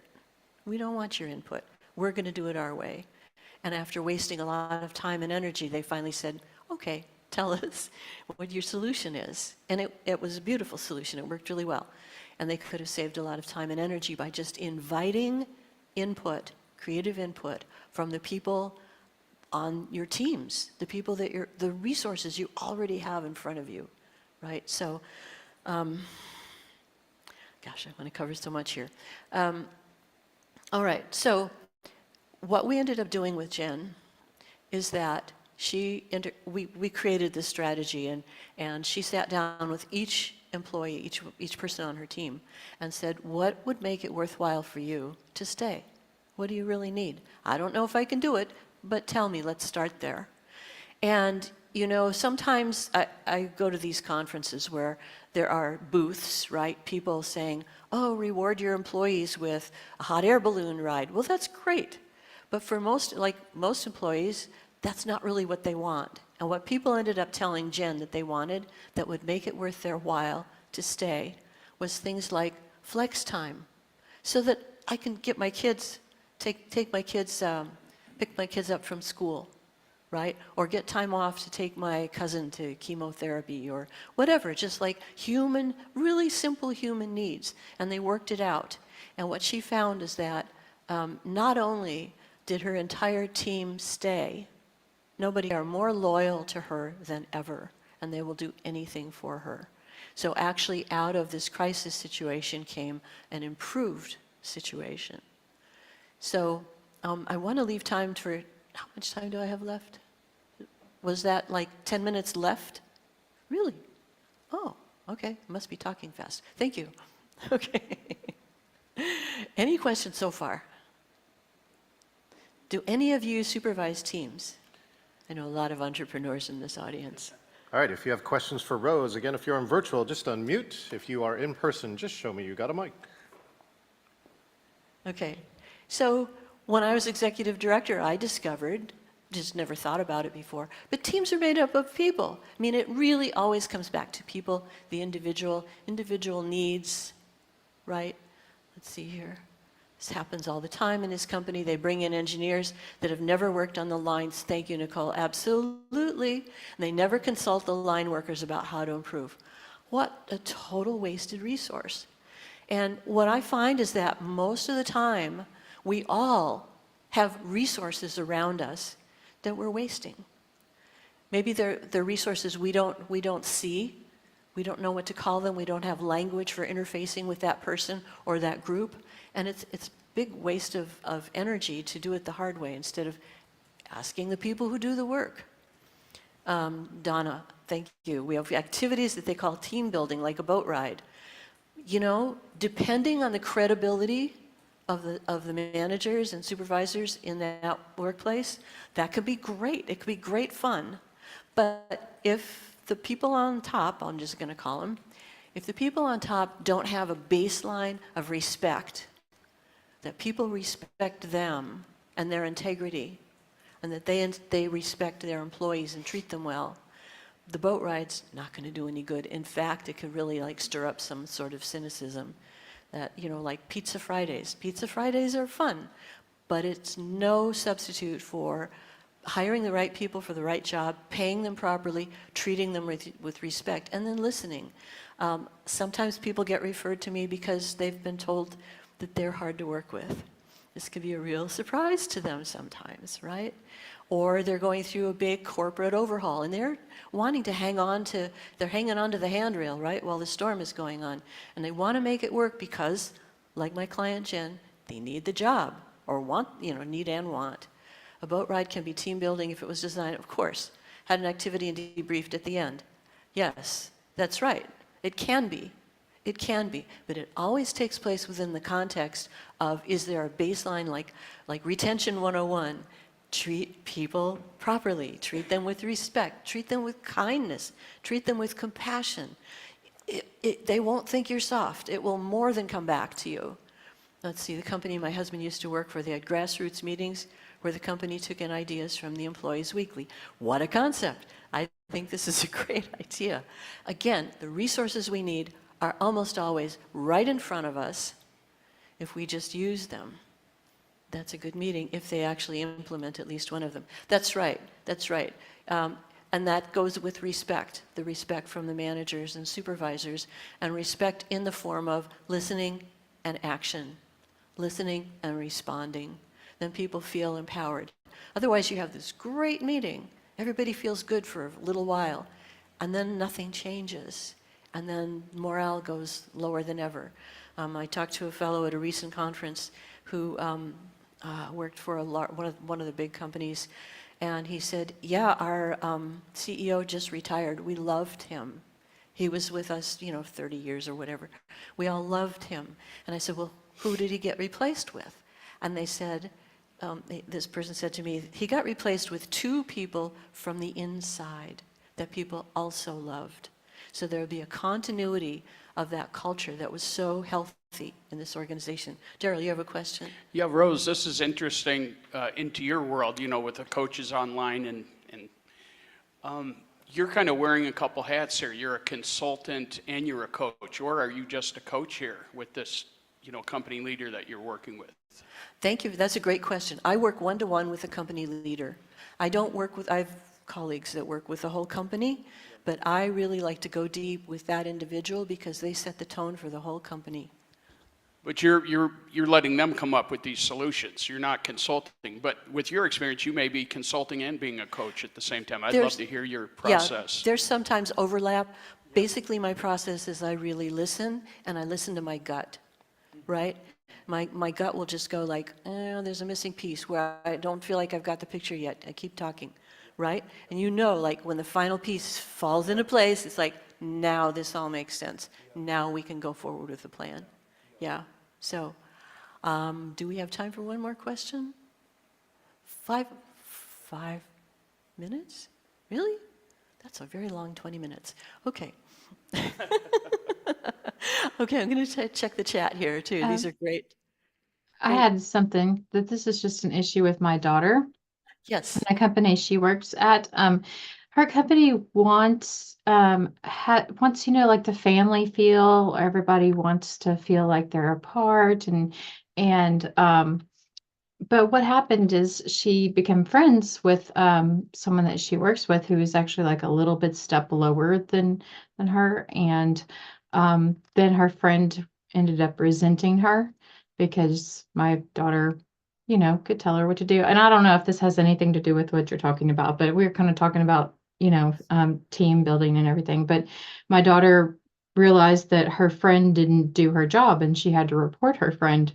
Then her friend ended up getting fired. And so it's just kind of I guess my question is, how do you build family feel and company within a company, but still make sure that you keep it professional? So does that make sense? That's a great question. What's coming to me right now is, and every situation is different. I like to look and see you, but I guess I should talk to the cameras. First of all, I'm going to talk first about what you mentioned about family, right? A lot of places say, we're just one big happy family. I always feel a little creeped out when I hear that. And it can be true. Some places really are.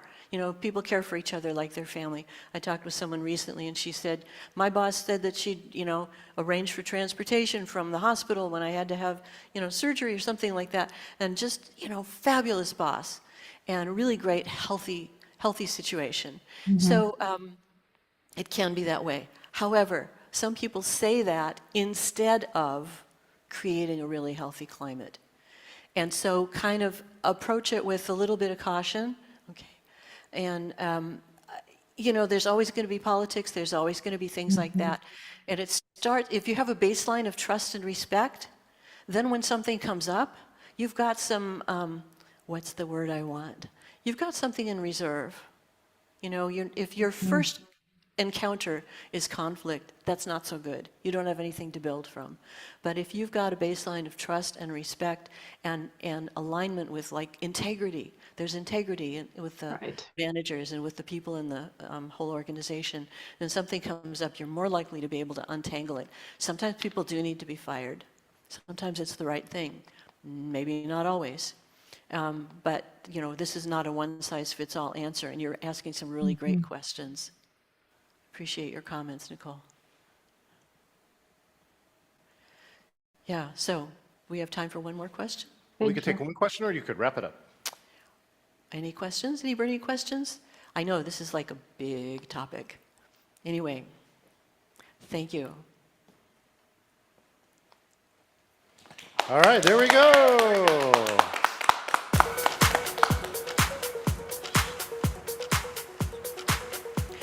Yeah, I'll move on. All right, this is John Chen, and let's see, what do we have? Oh, I know what we're doing. We have a 5-minute break here. So it is currently 10:40 here on the Pacific Coast time here. So we're going to take a 5-minute break. We're going to check in with our virtual audience here, and then Dr. Mel, the Squid Lady, is going to come up. And Dr. Mel, I'm going to take a moment here to make sure your slide deck is set up. And Thank you. Dr. Mel, why don't you lead some questioning here with our virtual audience? Well, I especially want to ask Shelley, as you were talking about all of your magnificent color expertise, I'm like, what happens when all colors are part of it? I've been working on this costume for years, and yeah, so I can show you what I perform, but it is so much a part of grabbing attention by being absolutely outrageous. The mad scientist, the wrinkled fabric, all of these things that actually really work for me. So thoughts, reactions? I'm not sure if you're asking me a question. Okay, Mel and I were messaging back and forth in the chat. And sometimes the problem with wearing so many bright colors is that that's what people's eyes are looking at, and they're not looking at your face. You really want them to look at your face and your body, your torso, especially if you're on like a camera like this, because this way they can read your body language if they could see part of your torso. So like right now, the first thing I see is the squid in the corner. Mhm. Then I see your face, and then I go to S-stop.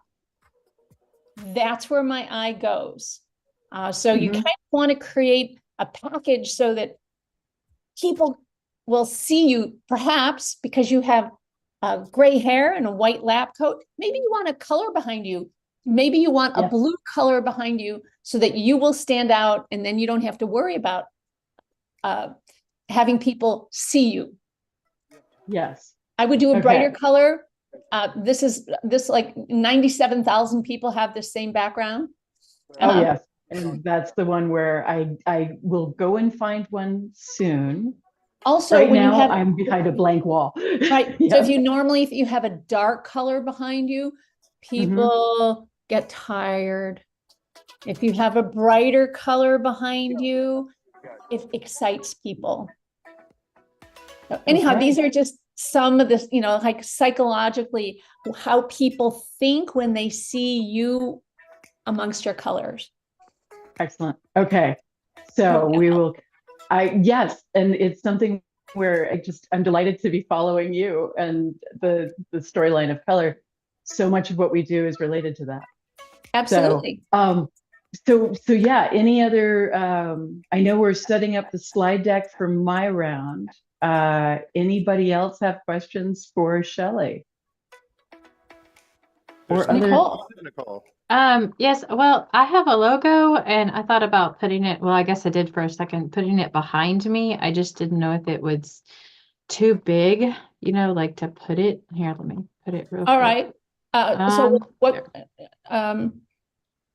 I would never put it behind you like that because you can't read it. Right. It needs to be smaller and Right. in the corner. Yeah. Okay. So one little trick that I use, if you take your hands and put them in the, kind of hold them up over here. First of all, you want your head a little higher, closer to the top of the Zoom box. But if you take your hands, that's where you want your logos. Notice where mine is. It's up here. Okay. Usually want it eye level or a little bit above eye level. Okay. Because then people see your logo, they look at your eyes, logo, eyes, and that's kind of, the eye to your soul. So that's a great place to put your logo. Okay. I'll just have to figure out how to do it. All right. Thank you. Welcome. Anybody else have any questions? Yeah, we got a minute or two more. I have a question, Shelley. Yeah. Hi, Loris. Hi. Did you do that? Did you take your picture and do that in Canva, or how did you actually physically create that, put that together? So I create many different backgrounds. Here's another one that I've created. I do it in Canva. Right. Okay, great. But for example, just to show you, here's one. So here's a virtual background that I created for a bald Caucasian man. But, I don't have the original. This was the original photo. So I only took a portion of it. So, and you can do that on Canva. So like this is not the look I was looking for. I zoomed in and only used a portion of it. Nice. Thank you. You're welcome. And actually, just to kind of show you my attorney, Sophie, who that I was showing the images of, this is her virtual background. Nice. Created for her law firm. And again, has all of her colors in here. And it has a little map. It kind of shows a little bit, with her, we were kind of playing with her logo here and here. She wanted to add her other attorneys that work for her, their names. Anyhow, but this is just an example of how you continue your own personal branding, but making sure that you stand out with Yes. the image, the color, and the style and the sentiment that you want to portray. So she is a serious immigration attorney. This looks like a feminine attorney's office. Excellent. Thank you. Kelly, I have a question. Oh, sorry, you guys finished there. Yes. Hi, Shelley. Daryl Kirk here. Hi. Can you speak briefly about, when we're on an actual live stage, we move naturally, we make expressions. Could you talk about that, the expressions, the theatrics, if you will, of Zoom? Natural, powerful things that we can also do on a Zoom call. Okay. So first of all, on Zoom, what you don't want to do is you don't want to have any part of your body in front of your nose. Because the minute you put your hands in front of your nose, they look enormous. So you can talk with your hands. You can move from left to right, but just the tiniest bit. I would really, if you're speaking on Zoom, if you move around, people are going to get dizzy. If you kind of go back, if you lean back in your chair, people have a hard time focusing on you. So if you're on Zoom, I really propose not moving much, moving just a little bit, keeping your hands tight to your body if you talk with your hands, and trying to keep your eyes in the upper third of the Zoom box. Thank you, John. Because that's how people see you. If we were sitting opposite each other at a table or a desk, that's all you would see. You would pretty much see my torso. You wouldn't kind of see me kind of looking, like this much. So thank you, John. So minimal movement, but you don't want to be too stiff because then you look like, I don't know, like you're just really not talking. Does that All right, let's give Shelley Golden one more round of applause.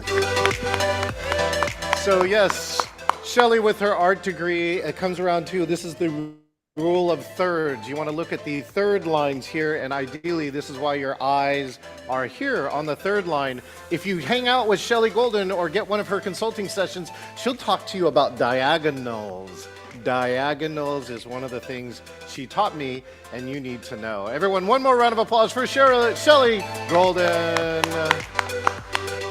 All right, we are ready for our next speaker. Thank you again for that. Coming up next here, we have our next speaker. She speaks from busking on the streets to the largest stages on the world. She's going to show why squids are so important to your mental health. She's studied with masters like Dr. Philip Zimbardo of the Stanford Prison Expert. Please put your tentacles together for the squid lady, Dr. Mel.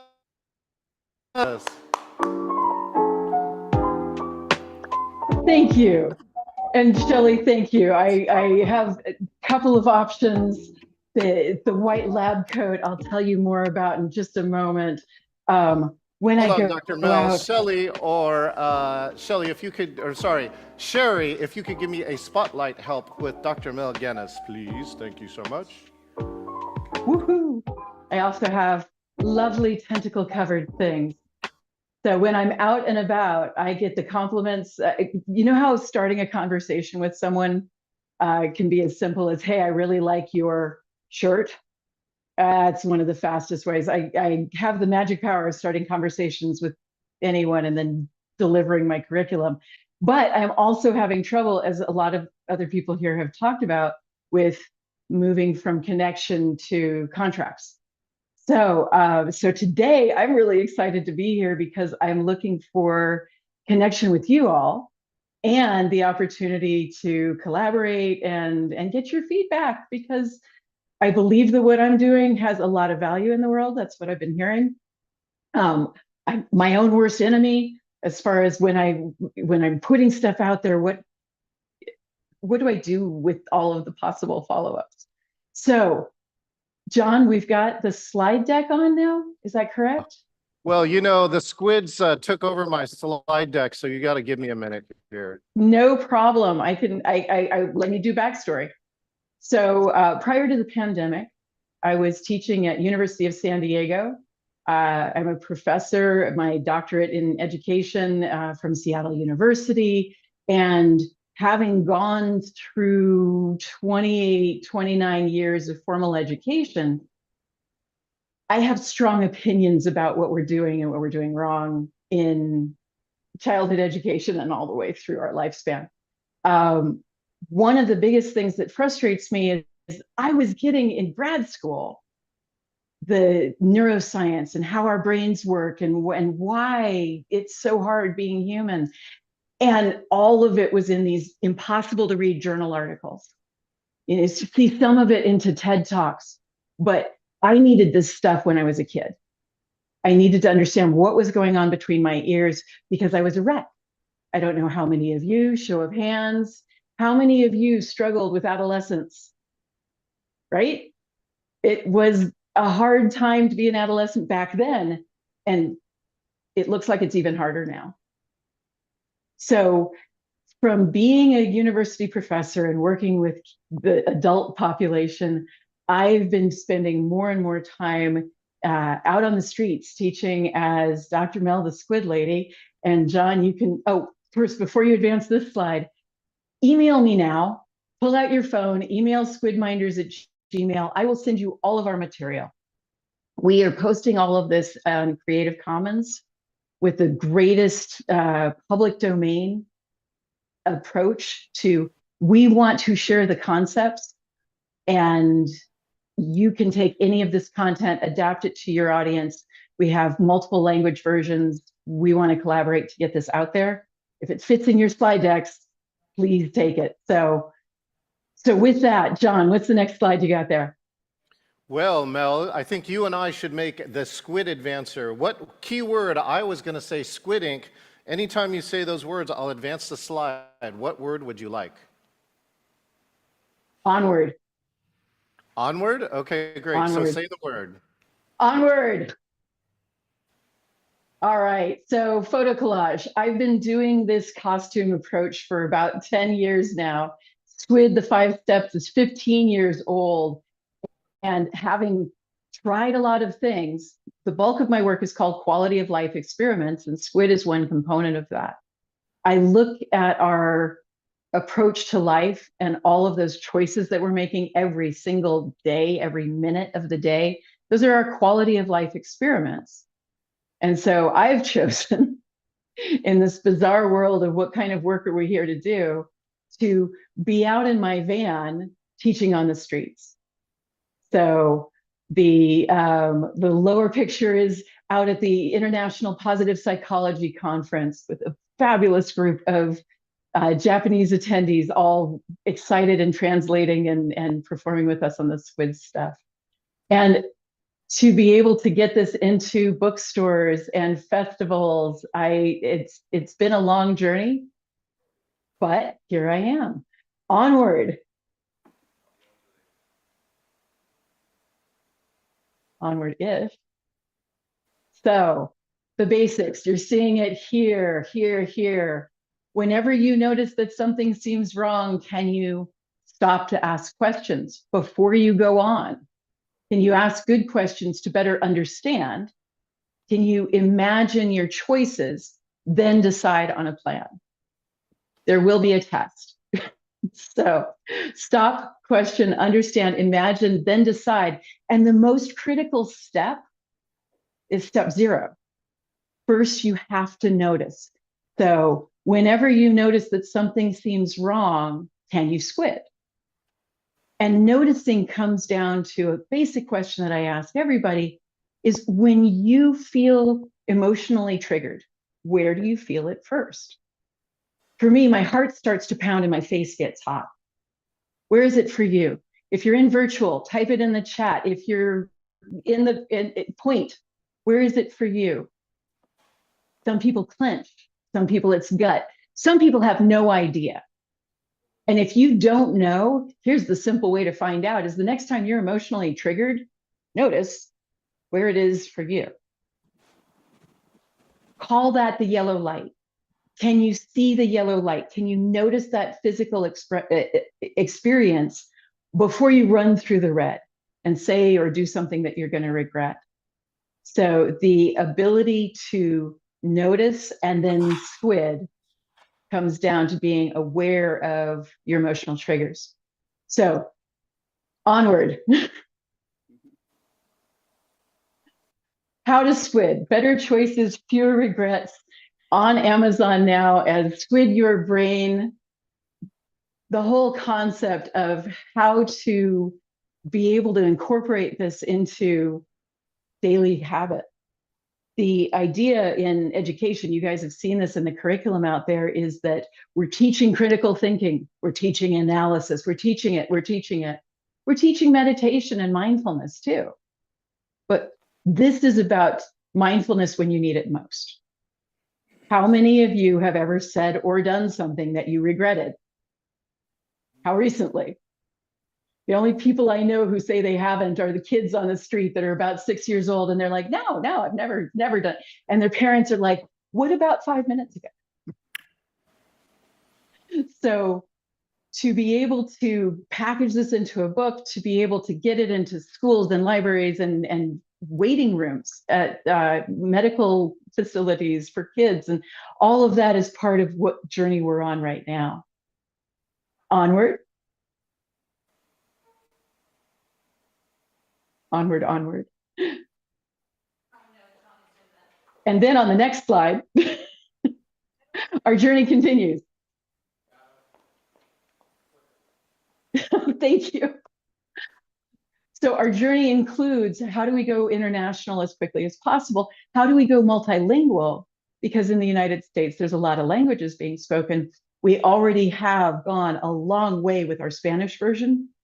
And for as many of you that are multilingual, please email me which languages you know, because we can do this in any of the languages. And there's some adaptation process, because it doesn't have to be a squid, an animal metaphor that works out well for the 5 steps. So onward. So in our current draft, we've got the 5 steps in Spanish. I don't speak Spanish. Does anybody here speak Spanish? I'm sure there are. Rose does. So, go ahead. Rose does. So Rose, can you read this out loud? Oh, you got to grab the mic, Rose? Microphone. I was so into it. ¿Cómo podemos pensar antes de entintar? Let's see here. No pressure. Let's see. When we notice what something isn't going right, we can do detener. I don't know. Remember detener. We can go on to the next slide, and it's translated into English. Oh, okay. Yeah, we can ask what could be better. We can ask opinions. Okay. Yeah. Stop to ask question to better understand. Can you imagine your choices? Then decide on a plan. Love that. There it is. So, making sense so far. Onward. So when I'm teaching this on the streets, big part of my life has been Balboa Park at San Diego. Has this magnificent, if you haven't been to San Diego, if you have, the museum district at Balboa Park is mind-blowing. And I get to teach this next to the Science Museum. I have the opportunity to teach inside science museums, but I'm really, really resistant to paywalls. And only people who can afford those tickets will go inside. I'm out there on the street with my little hat saying, pay me what you think this is worth.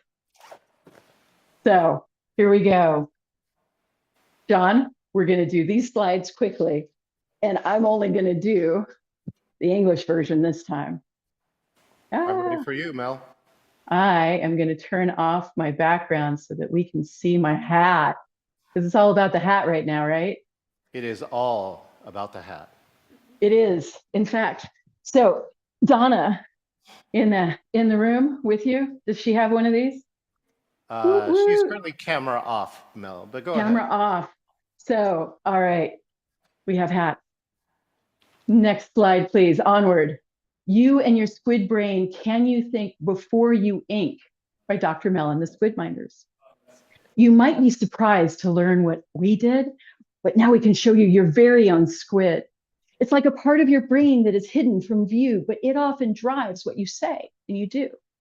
Whenever your squid feels like something is wrong, it's right there to tell you. It doesn't take long. It turns different colors and can make your heart race, can make you get louder and start runs up your face.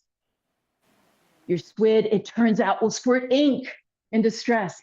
If it feels overwhelmed, you can make quite a mess. So what can you do when your squid starts to yelp? You can ask some good questions if you want to help. Could you try to distract it before it reacts? Could you cover your mouth before it attacks? Could you take a deep breath? Count to 10, back away, then ask your squid what it most needs to say. Can you stop to ask questions to better understand? Can you imagine your choices, then decide on a plan? Where can you go if you just need to hide? How can you help your squid cool off inside? Before you return from wherever you go, make a plan to come back and try to talk slow. Things might get messy if your feelings still hurt, but maybe good questions can stop a squid squirt. Now, I have a question that I must ask you. If there's a squid in your brain, do I have one too?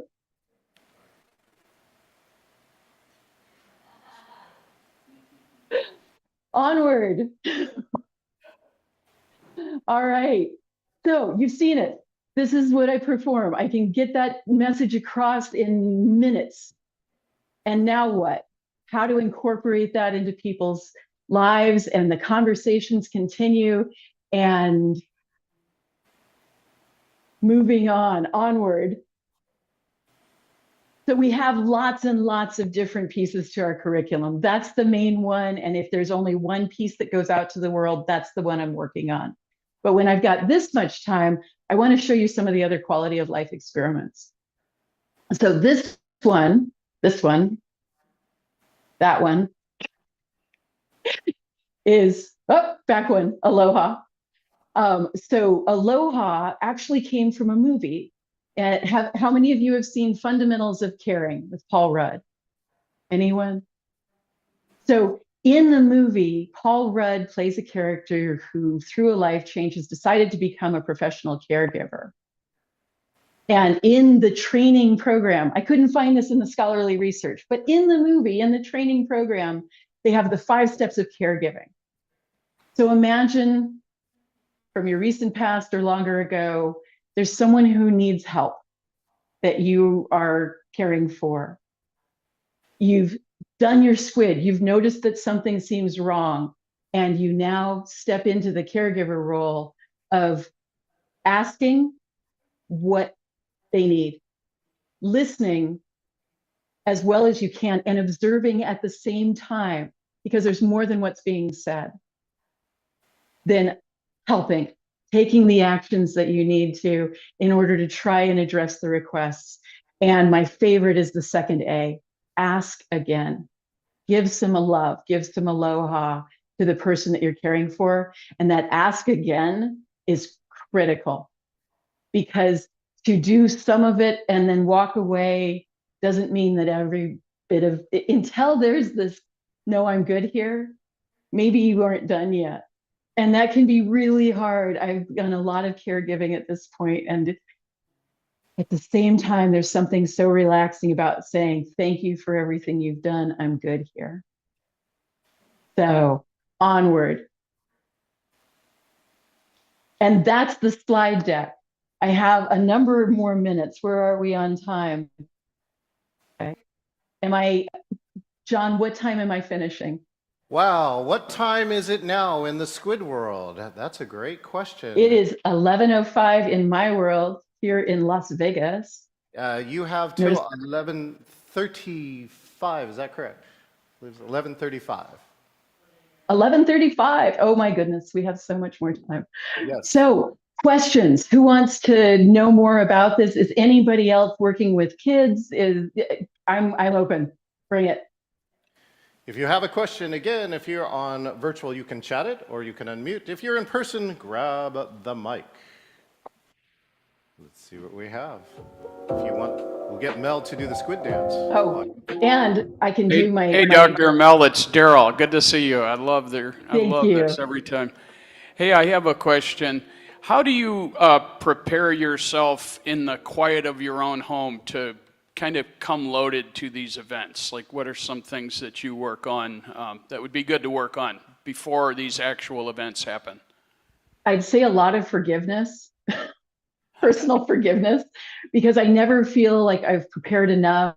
I don't have my scripts ready. I'm sending John the PowerPoint deck at the last moment, and I'm like, nope. Whatever happens, if I reach anybody, then yay.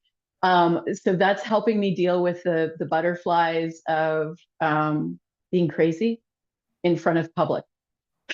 So I think the hardest one, the thing that took the most courage for me was an event that was live. I've got the picture of all of my Japanese cohort there. And that was a professional event that I've been to many times as a professionally dressed human being. And to go and pay large sums of money to have a booth. And this was the International Positive Psychology Association. So anybody who wants to talk about the research coming out around well-being, I'm hanging out with that group.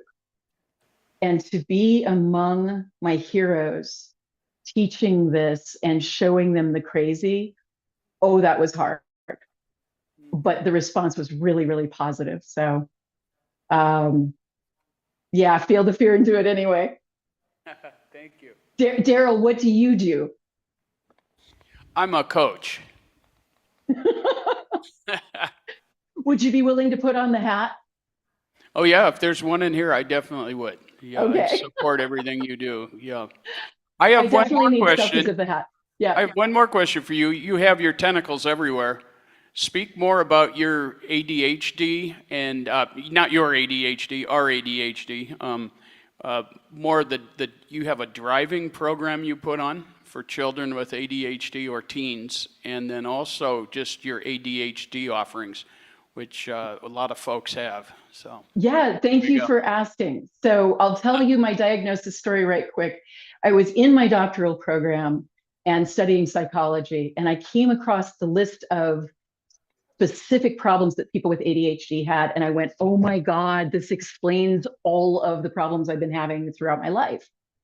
And it was that epiphany moment in my 30s that goes back to here's the times I've said and done things impulsively that I really, really regret. Certainly that drives a lot of the content that I'm looking at is how to do fewer regrets. So I wish I could go back in time and take back some stuff I did. Mm-hmm. And that's related to the ADHD and misdiagnosed as depression at one point, given the wrong drugs at one point. But it was in my 30s where I realized I thought I had it. And here's how I confirmed the diagnosis, which for anybody who thinks you might have it, you can do the research online and figure out if you do or do not identify that way. The only reason you need to go to a doctor and seek the professional opinion of doctors before you do anything stupid, yada, yada. But the reason to go to a doctor is if you want the diagnosis so that you can try the medication. I have found the medication very valuable. Here's how I figured out that I am, in fact, ADD is I made it to my doctor and I was saying, I have these problems. I can't get things done. I don't know where I put stuff. And he's like, yeah, but everybody has those problems. And I'm like, no, you don't understand. I feel like I have this kind of potential, but I'm only bringing it in here. He's like, well, we can try a trial on Ritalin. Okay, fine, trial on Ritalin. So he sends me home with a small prescription for Ritalin. 2 weeks later, I'm visiting my shrink. I have a psychologist that I'm seeing. My dad's going through cancer and we're having a conversation. She says, "Are you on the Ritalin right now?" I said, "Yeah." She's like, "Well, you have ADD." I'm like, "How can you tell?" And she's like, "If you were on Ritalin and you didn't have ADD, you'd be hanging from the rafters." I'm like, "Oh, thank you. I now have a confirmation of my theory." So to be able to understand that I am neurodivergent and to be able to move into a space where I don't feel ashamed of that, but celebrate it. I was complaining to a friend of mine that I hate being overwhelming to people. And I find out over and over again that I've overwhelmed somebody. And I don't know how many of you have experienced this, but you're like, "Oh, that wasn't my goal. I'm sorry." And he's like, "Yeah, but Mel, you're memorable." And I went, "Oh, I can use that."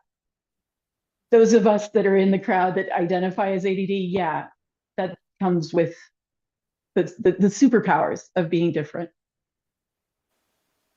And then you asked about the driver's ed program. So I do coaching of all kinds.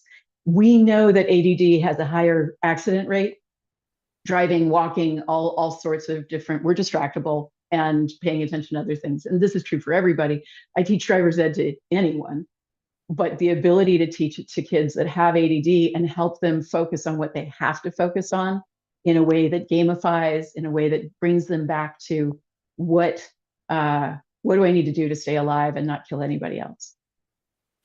So coaching, email me. I'll send you more details if you're curious. You're right about one on of the too, other Dr. things. Mel, because doctors, they're like, "What? You have ADHD? You got to be kidding me. You have 3 businesses. You're very effective. You're all over." It confuses them. Like, it's very difficult to navigate with the ADHD, but it is a superpower, and it's confusing people. They go, "What? You with ADHD? You are a superpower. How could you have ADHD?" Yep. And it really is something we're being able to reach kids when they're struggling with that identity formation and feeling like we don't fit in. It really is something where it's like, no, you have superpowers. You're just learning how to use the weird brain that we've got. So a couple of my favorite lines that I have gotten from someone else and that you guys are welcome to use anywhere you want is, this is one for identity formation, is, "Are we humans having the occasional spiritual experience, or are we spirit having the human experience?" I am not my brain. I am not this thing that I'm operating around in. I am in there doing the best I can with what I've got. Any other questions? Does that cover it, Daryl? Thank you so much. Thank you. And Dr. Mel, it's fine. We have a pretty decent sized virtual audience now, and so we can open it up and make it kind of a nice panel discussion, a kind of a sharing opportunity. Because I know I like, in my Star Marketing Summit, I like to see your faces. So Susan, Michelle, yay! Love to hear from you. Yeah, I loved your talk, Dr. Mel. I find it fascinating. Thank you. Thank you. I don't know anything about you before your talk today. I love your last quote, where I totally believe we're spiritual beings, like having this earthly experience for lessons that we need to learn. So I love that. I guess my question is, so like what you said about triggers, because I kind of feel like the triggers in life are teaching points. The triggers in life are kind of showing us what's in our subconscious mind that needs to be healed. Again, I don't fully understand Squid. I love what I heard. Your question, where do you feel the triggers if something from the external environment triggers you? For me, it was my heart. So a big kind of lifelong endeavor for me. Okay, so if I'm triggered from the external world, is this something from my past that has not yet been healed?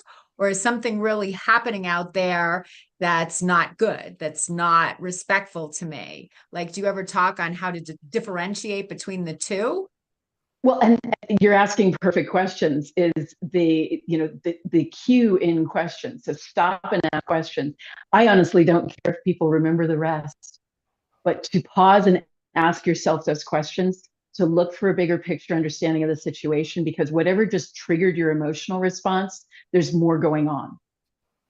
And to be able to then unpack what's coming in from your environmental cues that might be triggering your emotional response. Somebody said something, somebody pulled over too quickly into your lane, any of those things that are triggering emotional response. And then looking at, okay, your brain is definitely wired for all of the previous stuff you've done. So where is that coming in? And what are your options? So in that very quick moment, how do you avoid saying or doing something that you would regret and take the step back and then do more of that questioning work of where is this coming up from? And for me, if I need to take a big enough step back, I'm heading to the bathroom. And the techniques I've learned there is and please let me know if you guys try these, going into the bathroom as a way of getting some space between the moment that just triggered you and the person, because there's usually a person involved, and then cold water on the face right away. I usually, do my crying, my emoting, and then put the cold water on to clear up and then go. But I've seen recently in the research that part of calming the nervous system down is a splash of cold water into the face. And then talking yourself through, look into your eyes in the mirror and look at what's going on. And then one of the key pieces of advice in the poem is before you return from wherever you go, make a plan to come back and try to talk slow. I really recommend if you're coming back into a conversation with someone else that you put something on paper, that you open the conversation gently and carefully and say, hey, I just experienced trigger. What are the odds they are triggered too? Greater than zero, certainly, right? So being able to come back into that conversation with a de-escalated approach, and then having a piece of paper as a prop says, I've thought about these things, and if I can just talk about what's going on for me, but first I want to understand what's going on for you, so you give them the validity of any debriefing options. We aren't taught how to debrief. And I know so many people who simply don't. They have conflict and they let the relationship die. It's tragic when you've invested so much in the people that you care about. Does that answer your question? Yeah, I love that answer. I love that answer. In my life, I'm working on authentic communication because sometimes for me, I get triggered. I definitely have used that go to the bathroom technique. Sometimes I choose to share what bothered me.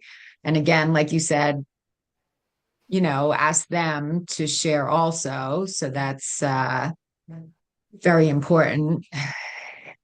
And sometimes, I don't share with the people I'm triggered from, and then the connection dies when I do, because sometimes it's so hard for me to share from an authentic place. It's just really scary for me. I guess that might be a childhood wound that has not yet been healed.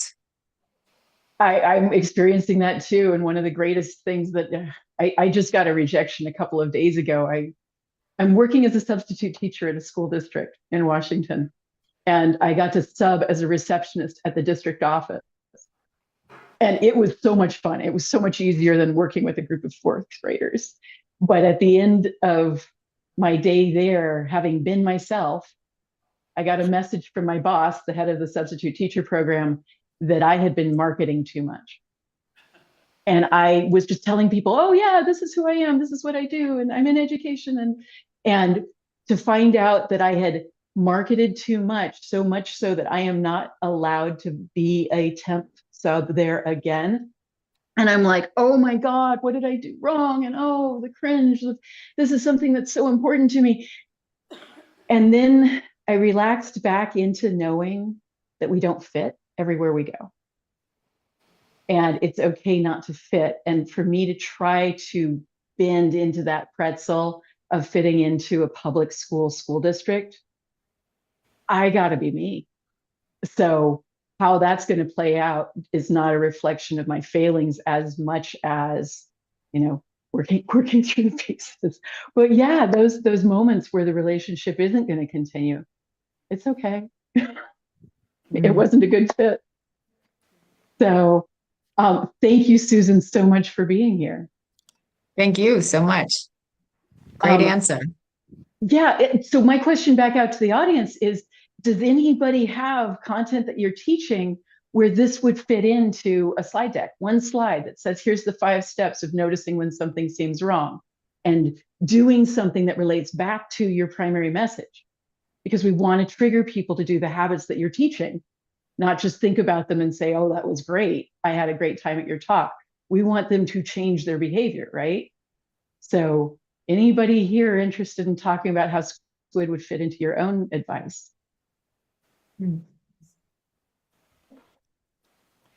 This is a really good question because that's kind of where everything needs to go back to, right? We're speakers, trainers, coaches, authors.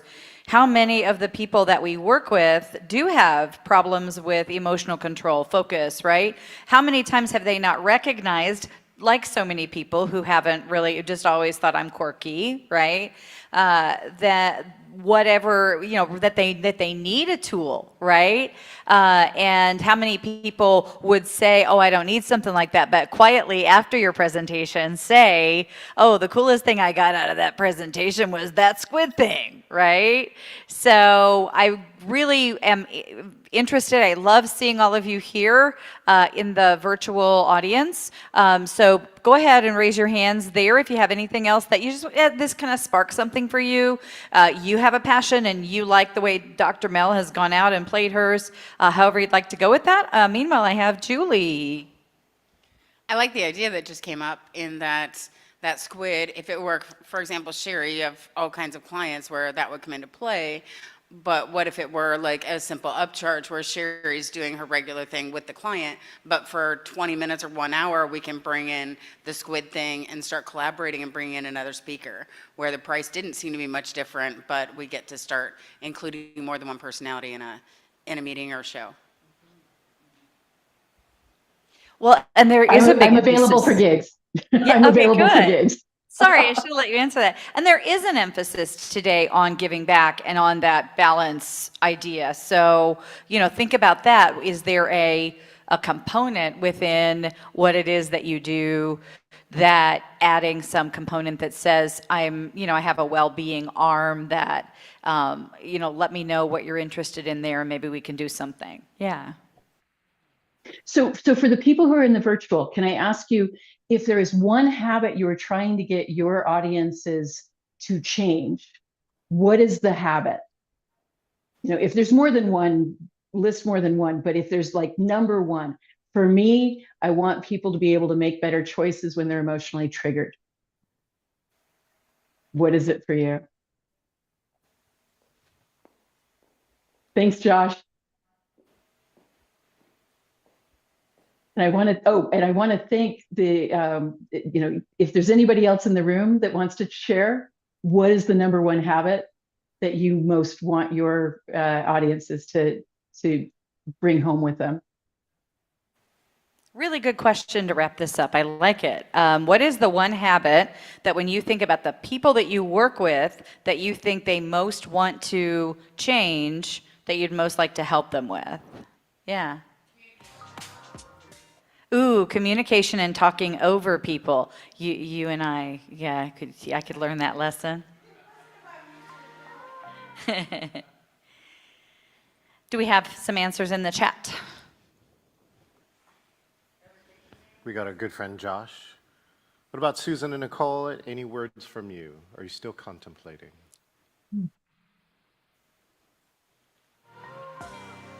Lots of contemplation.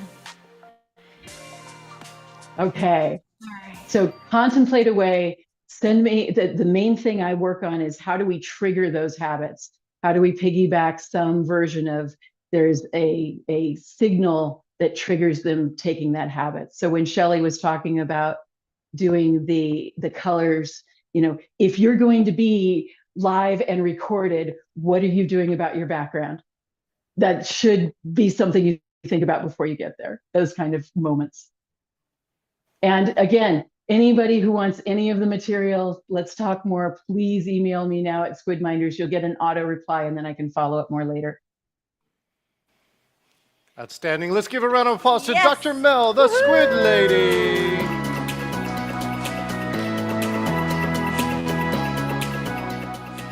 Just like there has been a trend toward finding more work-life balance and moving into the well-being space, even if you are more corporate, there has also definitely been a movement away from I'm a technical specialist only, I do not communicate, to fostering more. Would you agree, as a leadership consultant and coach? So this whole idea of the holistic person at work who does have people skills, who is able to relate, the big buzzword having been, thanks to Brené Brown and others, this idea of vulnerability and authenticity. And it's hard sometimes for executives who have been in a position for years and being told to have a stiff upper lip and be professional and never let them see you sweat, to overnight be told, oh, you should be vulnerable, right? You should, right? It'd be approachable. So our next activity is something I'm very excited about. First of all, because when I met Pradeep, I thought, this is a really smart man. He's got a technical background. He knows a lot. So when he designed a game to transform corporate and other environments, I presumed it would be something really high tech.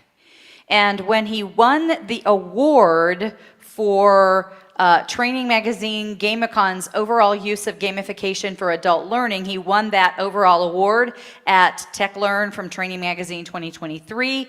He won an AVA Digital Award in 2024 for e-learning. Again, I assumed this game must be like this really high-tech game. But his game is actually designed to get people talking and get people talking deep.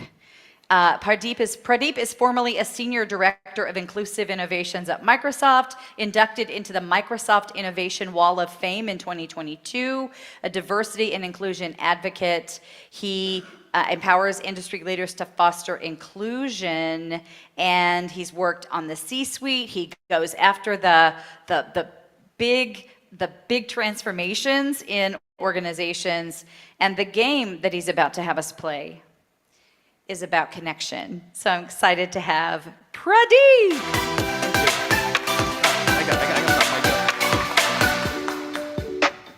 Thank you, Sherry. Thanks for having me here, and thanks for the opportunity. So we're going to try how we're going to run this hybrid, but today we're going to talk a little bit about how we can unleash your team's inner potential. My audience tends to be B2B, and in that context, it's about like organizational change, and it's all numbers. And when you start breaking it down, what we've heard from previous speakers as well, like organizational change, it's about people, it's about emotions, but the conversation we end up putting on a dashboard tends to be numbers, has no soul, but the people do, and a spirit. But that's not a discussion at the business place, which means if you're a human, don't come inside the room, let's talk numbers. That's not real. That's the expectation. That's the space that we will be getting into, but the language we'll speak is going to be business language, and therefore, I get into budget discussions very easily. And it'll be at scale.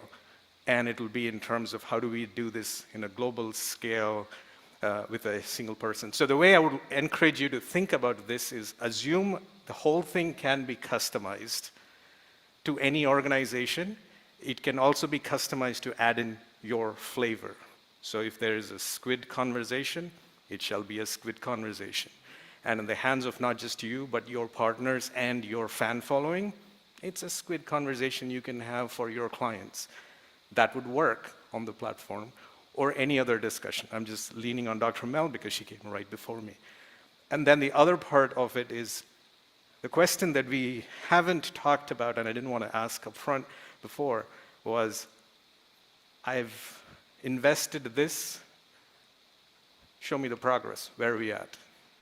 And that's the world we live in, like weight, steps, breath, heart rate, everything is measured, it's on a dashboard, it's on your wrist, it's on a spreadsheet, it's in the cloud. So if you're talking about business and saying I'm adding impact, how much? Are we there yet? What else are we exploring? So numbers, analytics, progress, it will happen, and that's some other thing that we will also, you can assume that's going to happen for how we're going with this approach. So in that context, let's talk about unleash your team's inner potential. When I say your team, this is your client. It could be your team if you were a large organization, but in this case, it could be your client, it could be through your partners, and I'll set a little bit context about how we shall be doing this. But before we start getting into the game, some context. The world we live in, there's multiple forces acting on the world of work today, right? So, oops.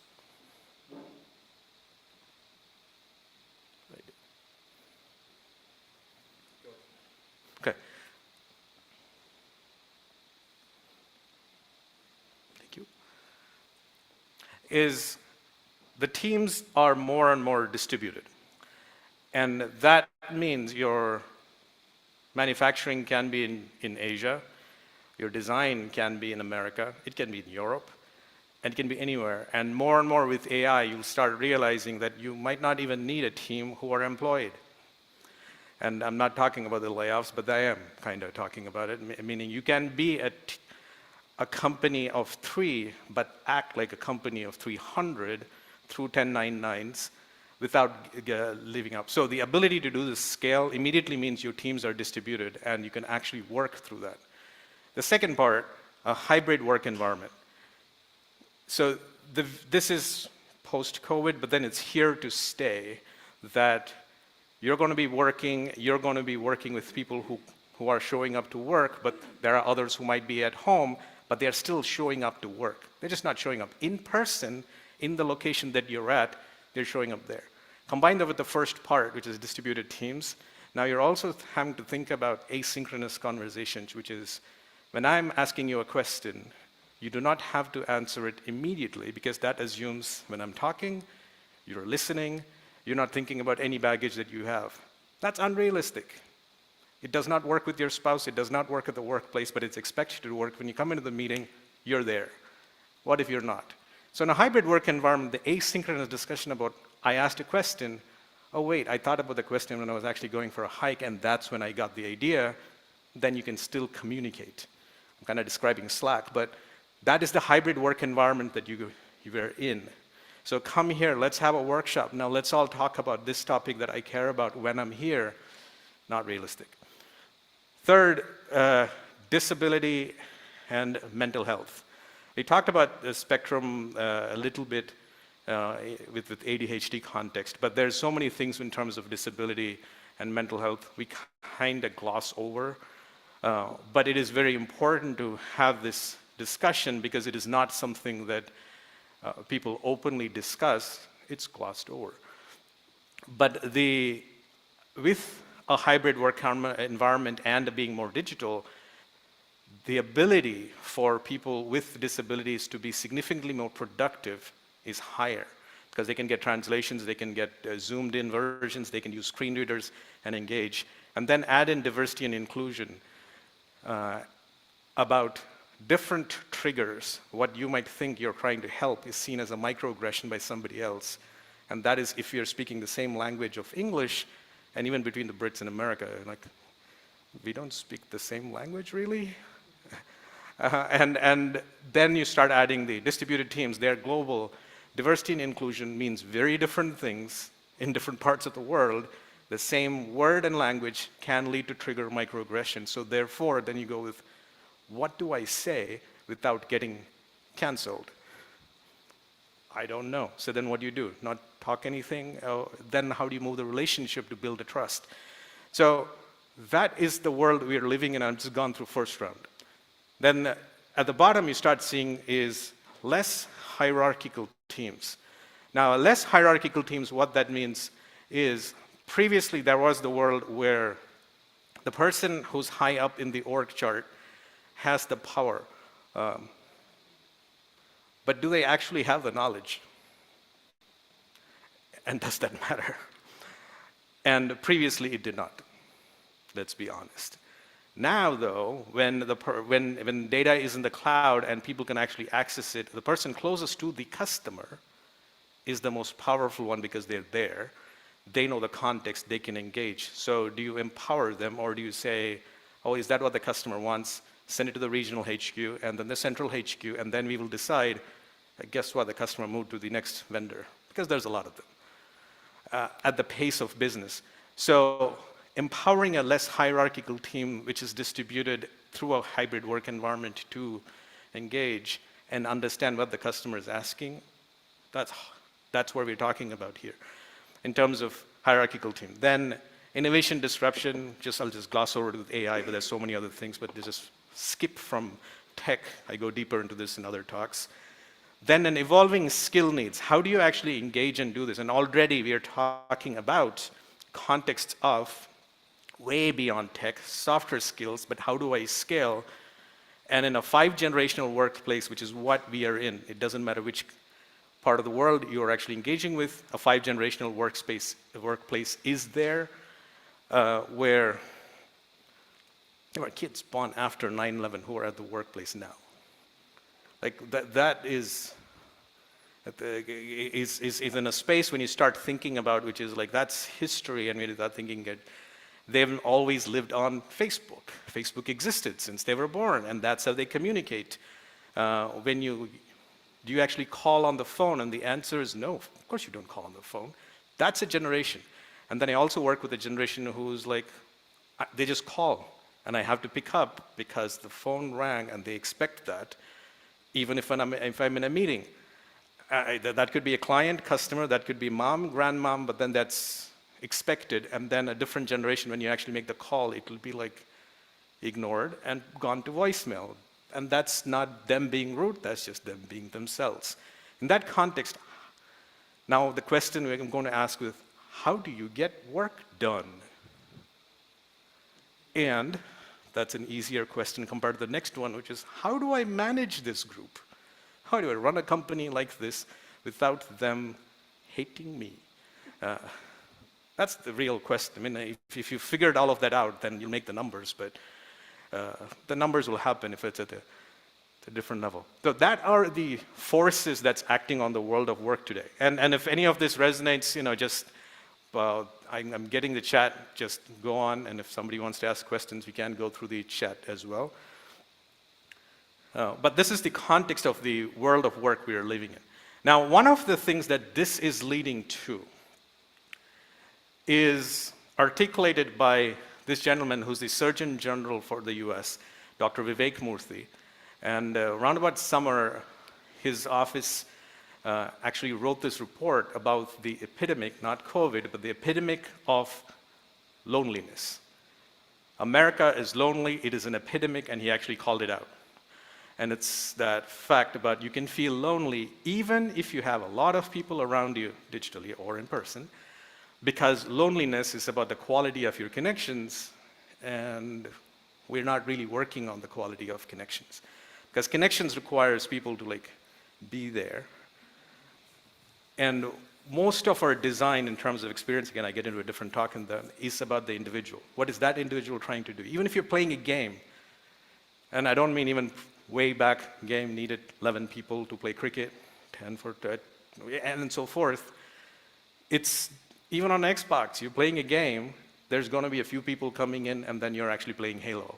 But now, even, it's like you're playing a game. You could be alone playing a game just with you and Avatar and Robos, and you're not really playing with another human, even digitally, so the connection is missed out. But the narrative of the emotions is still there, and that is the problem. The solution he offered is that we wanted to create a culture of connection, which is, I think, the summary of pretty much any talk today that I've seen, but probably yesterday as well. We're getting around it. But the way we are probably doing it is like, let's take an individual, talk to them about their issues, and then solve for that individual and move on. How do you connect with that? That you're just helping with one person and then saying, here's your medicine, consider eating it. It's not a culture of connection. So this scale, bring the group together. How do you actually move the teams forward? That is the core of how we actually started looking through it. So now, with that, let me set up how we build stories. Stories is the digital platform, but today we're going to go through an analog version, and I'll see how we engage the people on the call. It was built on 3 experience pillars. Number 1 is storytelling. And the reason we picked these experience pillars was we looked at what are the examples in the last couple of centuries where consistently these are the best ways to create a culture of connection. Number 1 is storytelling. Pick any culture, anywhere in the world, and if you say, if somebody tells a story, then you can think, oh, I was thinking about a bar. I was thinking about a campfire. I was thinking at bedtime. There are people there. There's a group. When somebody starts telling a story, there is some listening going on, there's an engagement, there's some connection.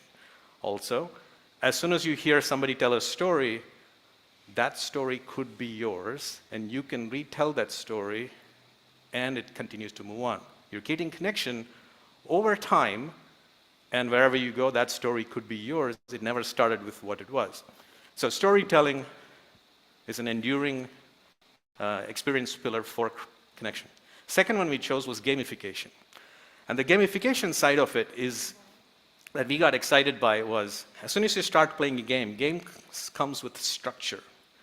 And that is very important because the game structure kind of works around the cultural norms, gender norms, or even other biases and habits that we have gained over the last hundreds of years that we can actually attempt to rectify. Because regardless of your job title, age, background, economic standard, gender, race, with games you could still be like, this is your role. And you don't have to get offended. That's your role because you chose it. Oh, that's the game. Very easy. That you start getting into. So games brings in roles, roles bring in structure, and accordingly now with structure, you can manage, you can scale, you can measure. So that is the way in which we looked at games. If you start looking at games in terms of, this is fun, no one's going to put money in it in a business scenario. So that's why I talk about games in terms of this is role clarity, structure, openness, feedback loops.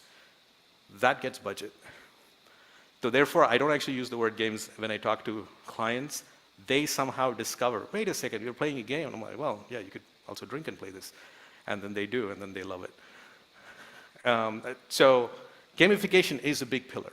And I don't mean games with digital games. I'm talking games that have been played for centuries, across any culture, anywhere in the world, and it works. It's enduring, it's a pillar of a way in which you create connection, right from kids, toddlers, across age groups. Grandparent, toddler can play. So can anybody else. Need not even be the same family. Any grandparent, any toddler can still play. And that is that culture of connection that you can create, which again works through what we said before, distributed teams, and work environments. Third one is social learning. L&D, and this is why often I don't identify myself as an L&D professional, because A, I'm not. But I somehow get into the space of this thing. Most L&D experiences tend to be, take a course, and you shall engage, and you shall learn this curriculum, and then we shall do knowledge checks, and yes, you have learned this curriculum. Social learning is literally much more organic. It's about you learning from each other, not from a central curriculum. The issues with social learning is that the curriculum could be anything in any very different means. So if I just talked about parenting, so let me give some context with storytelling and then I go there. So I'm from South India, Chennai. I went to school in Singapore, undergrad. Then I did my master's in Carnegie Mellon, so Pittsburgh. And as soon as I did that, I was like, East Coast doesn't work for me, neither does winter, so I came over the West Coast, and I've been here. My wife is Russian. My kids are confused. They're American, but they're confused in terms of language.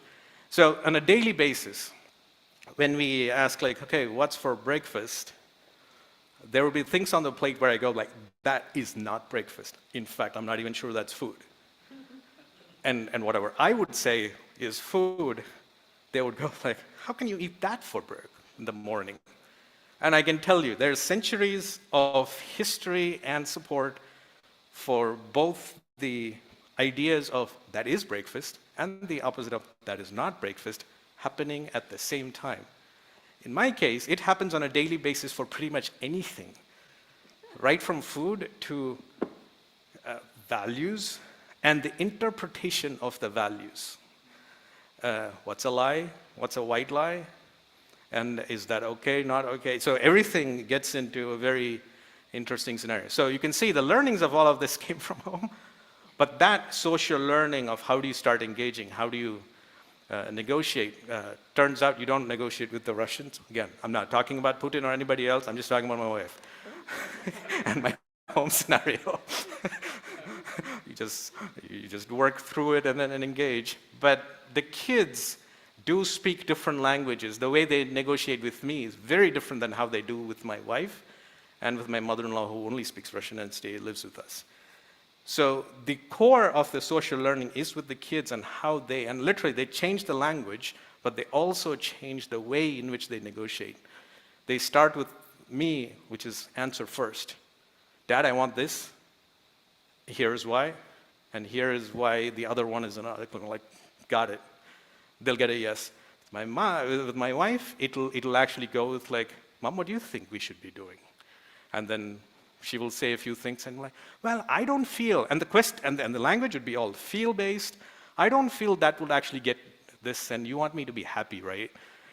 And therefore, they'll get what they want. They both get the same outcome, but the way they actually speak is different. And that is how teams should work, meaning in certain cases, you just go down a decision tree. The other one, you're actually going to engage. But overall, the point is the team still is moving along. Giving them a role, responsibility, and clarity of here's how you shall think does not work. That's what organizations do. So how do we, on a regular basis, habitually move this along and have the conversation? And that's what we actually did to build stories. So it's a neuroscience-backed platform to create a culture of connection. So we worked with a lot of experts across psychology, learning, OB, neuroscience to design this. So here's how this starts playing in. The actual game has black cards, white cards, again, can be completely customized for different conversations, different companies to engage, and then we start telling stories around this. So we're going to play this at the table here, and then we'll start to engage.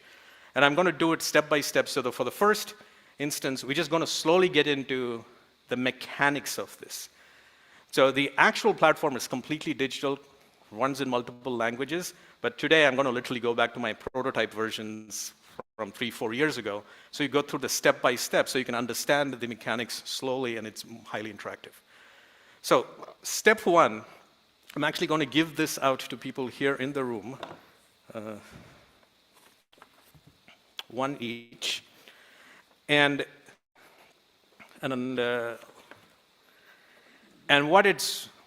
what everybody got is a card that has the words, we got 99 problems, but blank is the one I wish we prioritized more. Now, in a normal company, that was going to be like, in a company, they're speaking the same thing, but then in another, I've run this in conferences where it's people from multiple companies coming in. I've run it with partners who actually are multiple industries and engaging in very different ways. So it does not really matter. What I want you to actually do, and even on chat, do the same thing, which is fill in that blank with a word or a phrase. We got 99 problems, but blank is the one I wish we prioritized more. I'll give you some more context. The word we is open for interpretation, and you decide whatever you want it to be. We could be your family, we could be you, with all of your inner voices, the collective we, if you can group that together. We could be your company, we could be your team, we could be this community. So, a couple of minutes, just fill that phrase, fill that sentence with a word or a phrase. Word or phrase. And online, you can actually fill that sentence and put it on chat.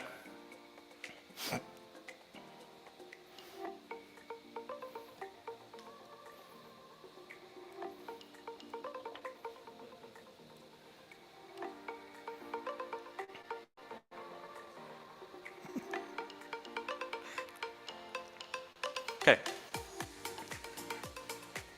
Now, here I'm going to give people these stickers. Where's the camera? You were showing it there, so if you could just show it on camera to people on what the... Yep, you get this. I'm giving you more because she has the complete one. There's more gaps there.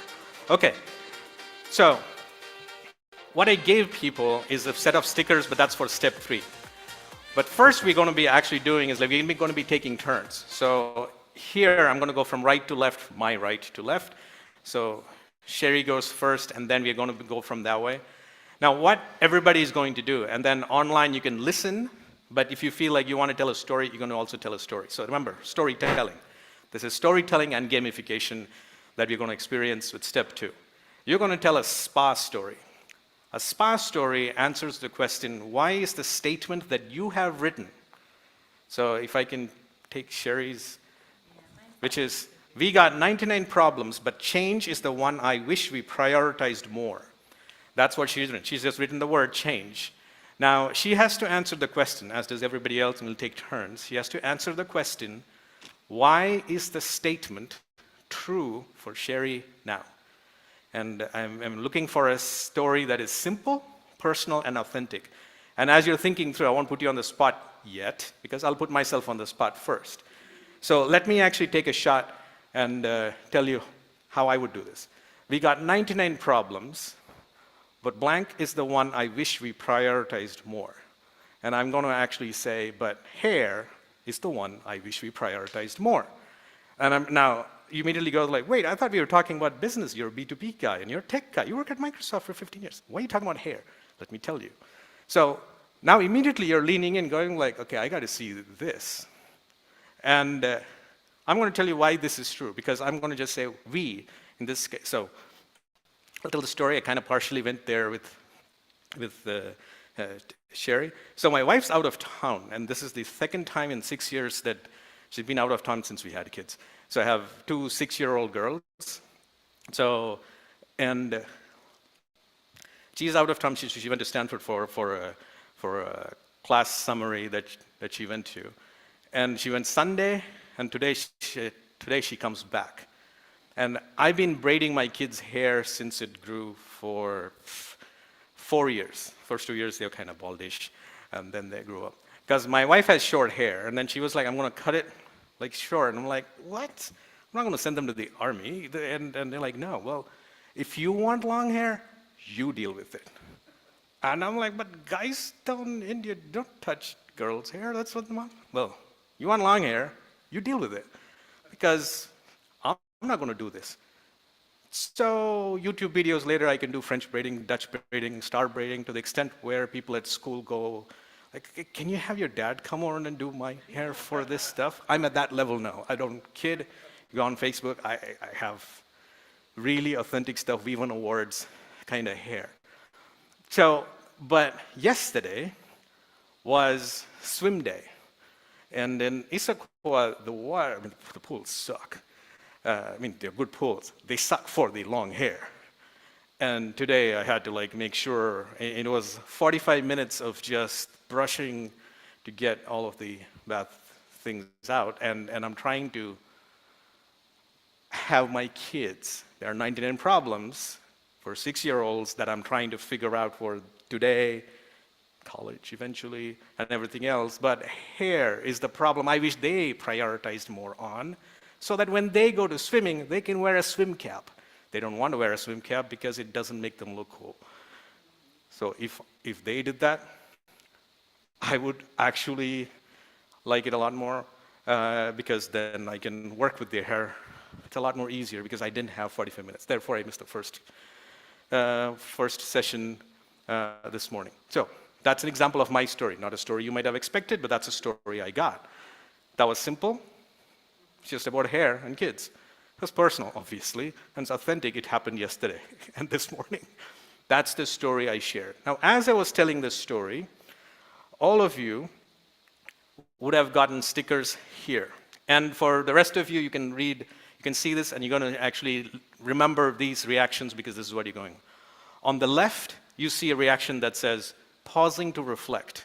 So as I was telling a story, you could have thought like, ooh, I'm not sure. Guy touching girl's hair should not happen. Maybe you're there. Or you're going like, learn something new. Wow, guys can actually work with hair that the girls like. That's something new. I never thought I would see the day or possibility. Or somebody does do that, and that's their home situation, and you're with me. Or you're inspired to act because you're like, he said something about star braids. I have no idea what starburst braid, actually. I have no idea what that is. I'm going to look up. I'm inspired to act and learn. I don't know where you're at, but my point is, you listen to the story. As you listen to the story, you start reacting with any one of those reactions. That is you internalizing that. So, anybody wants to, actually, why don't you just tell me what reactions you're going to give me for my story? Yes? Inspired to act. Okay, why? I love that. You know, I have a son, so that's going to be difficult for me, but I'm inspired in other ways. So maybe, and I don't know if it would be appropriate for our lovely neighbor kids. So anyway, but I was inspired. I thought that was great. Thank you. So in a normal scenario where this would go is like, as I was telling the story, you're going through these emotions. That's why you have a sticker. As soon as you see like, oh, I'm inspired at this point, or I'm with you, I'm like, no, I don't know about that. I'm pausing to reflect. All of that can happen in one narrative. Whenever I was talking about many things, I went through a flow. You could choose any one of those. And as soon as you put that into the card when you're going to be telling stories. In this case, it wasn't, because I haven't heard from the rest of you. But in an actual story, all of us feel emotions when a story is being told. So I want you to just take a sticker, put it there. That's why many of you would have like at least 3 or 4 pages. You got one, so you can just take a sticker, put it on their sheet for their story, and that is the first part of the story, and then the reactions that you're going to get. Then the next step to that, so listeners react to the person's story, and then you're going to react. Then the storyteller is going to get closure for their story. And in this story, it's a very comfortable story that I get to do. But the first time I actually was telling to an audience that I touched there, it was just like, oh, I'm not going to be seen as a guy anymore. You can see, given my first generation, firstborn male kid kind of upbringing in South India, this is not something you go and say like you do. Then I started seeing some reactions come through, and I was like, dude, I am cool in ways I didn't think I was. And then I started embracing it, and then it just gave me a new big wing, to the extent where when the kids say, Mommy, no, don't do her hair. We want Daddy to touch, don't touch my hair. I'm like, that's a win. That's an achievement unlocked in Xbox language.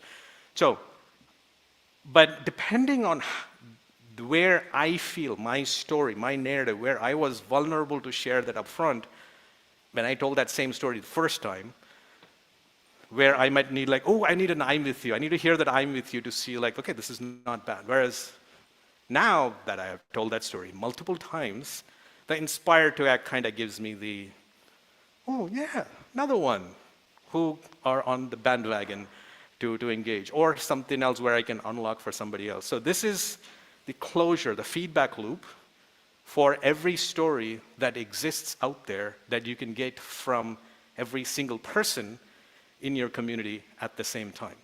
That's the engineered design between a social science, let's talk, let's connect, and we kept going with the, but how, and then we designed this.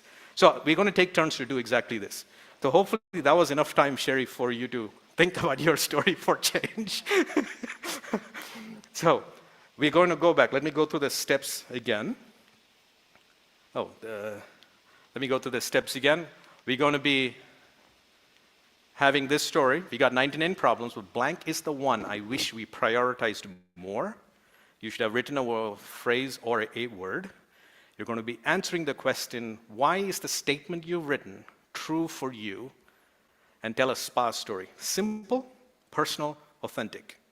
And then as Sherry tells a story, then the rest on this table are going to be actually taking stickers that they've been given and then start putting it whenever they feel like they want to do. Put it on yours. Okay. So because then it's no longer with you, this is out there. And then, may I close? I could? Okay, I don't want to. Yeah. So we're going to be actually putting stickers on this piece of paper, and then you tell a story, and then we'll take you to the next step. So, Sherry, let's go. And then virtual people, feel free to also tell your stories. Yep. So the Star Marketing Summit, this is the 19th one, and we used to do them in person. We used to get 40 and 50 people to show up in a town, fly together, and do these events to hang out together. Remember, some of you? And then the pandemic hit, and we went virtual, and I had a lot of people say, I miss seeing you guys. I miss being in the same room. So when John Chen approached me and said, why don't we do hybrid? I was thinking that was a great idea. And what I wish we had thought about more was that it wasn't just a matter of in-person or hybrid. It was a matter of just people's resistance to change, right? So we were forced to change to go virtual. Now we have the choice to come back, and that change, because like what, homeostasis, you're like, I could sit at home, or I could get on a plane and spend money and do all those types of things. And I just think we didn't even consider how much of a big deal the change would be. Okay, thank you. So on the table, if you can give more stickers than just one. So let's see the sticker she's getting. So far, for Sherry's story of change, we got to learn something new. I'm inspired to act. 2, learn something new. 1, inspired to act. 1, I'm with you. So next step, of course, Sherry, is for you to be curious about any one of those reactions. Which reaction are you most curious about? And for you on virtual, please chat pausing to reflect, learn something new. I'm with you, or inspired to act. Certainly inspired to act. Like, do you have an event coming up, or what inspired? Did you put that one? Who put that one? I think she did, eh? So I put a sticker on hers. Yes. Follow. So I did inspired to act, and the question is why? Or maybe why is not a good question. What made you decide that inspired to act would be your response? Because I am inspired to get more people back in person at Got the marketing summit. So inspired to take action to make that happen is what I thought the Do button you was want to for. put it there? No. Okay. Good. Okay. And then you also, Rose, were inspired to act, right? Yeah, and actually I am pausing to reflect also. I'm just thinking like, gee, can't wait till the next one. So that's the action. Great.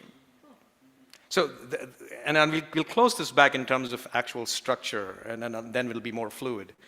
So, Sherry opened up, first was change, I don't know. Well, then I get hair. I'm like, well, change is better than hair. Well, I debate that, but then she told us a story. It's vulnerable, sharing like, this is less than before. I mean, that's a summary of the narrative from my perspective. And it doesn't feel right. And it's vibrant, and that's where that story went. Was a little bit vulnerable going there. And then people reacted around the table saying, learn something new, 2 of them. 2 people inspired to act, and 1, I'm with you. And now closure, where you get this as your artifact. So that I'm just giving her a card with actual reactions from real people, but an artifact that you can hold on to for change. So you can see how that story literally came around. You have an artifact with people literally touching it, going there. Pradeep. And that's what we'll do. Pradeep, I've got one of the chats too, if Yes. you're ready. Yeah. Dr. Mel, the Squid Lady, said, bringing in project management. I have an MBA, have taught business classes, and yet management is one of the things I find most incredibly difficult. My ADD mind and to-do list, so much easier when I am not solo. Over the years, many people have offered to help, several have, and yet my ability to keep things moving forward as a team seemed to stall again and again. Back to you, Pradeep. Yep. And so what were your reactions as you heard John read Dr. Mel's story? So if react with any one of your stickers, I'll just capture it here on this. And those Microphone, please. Yeah. Oh, did somebody, I thought Sherry, is that you, son? I just was telling him that I was. You need a Yep. mic here? We want to hear you. No, just put the sticker or just write the reaction.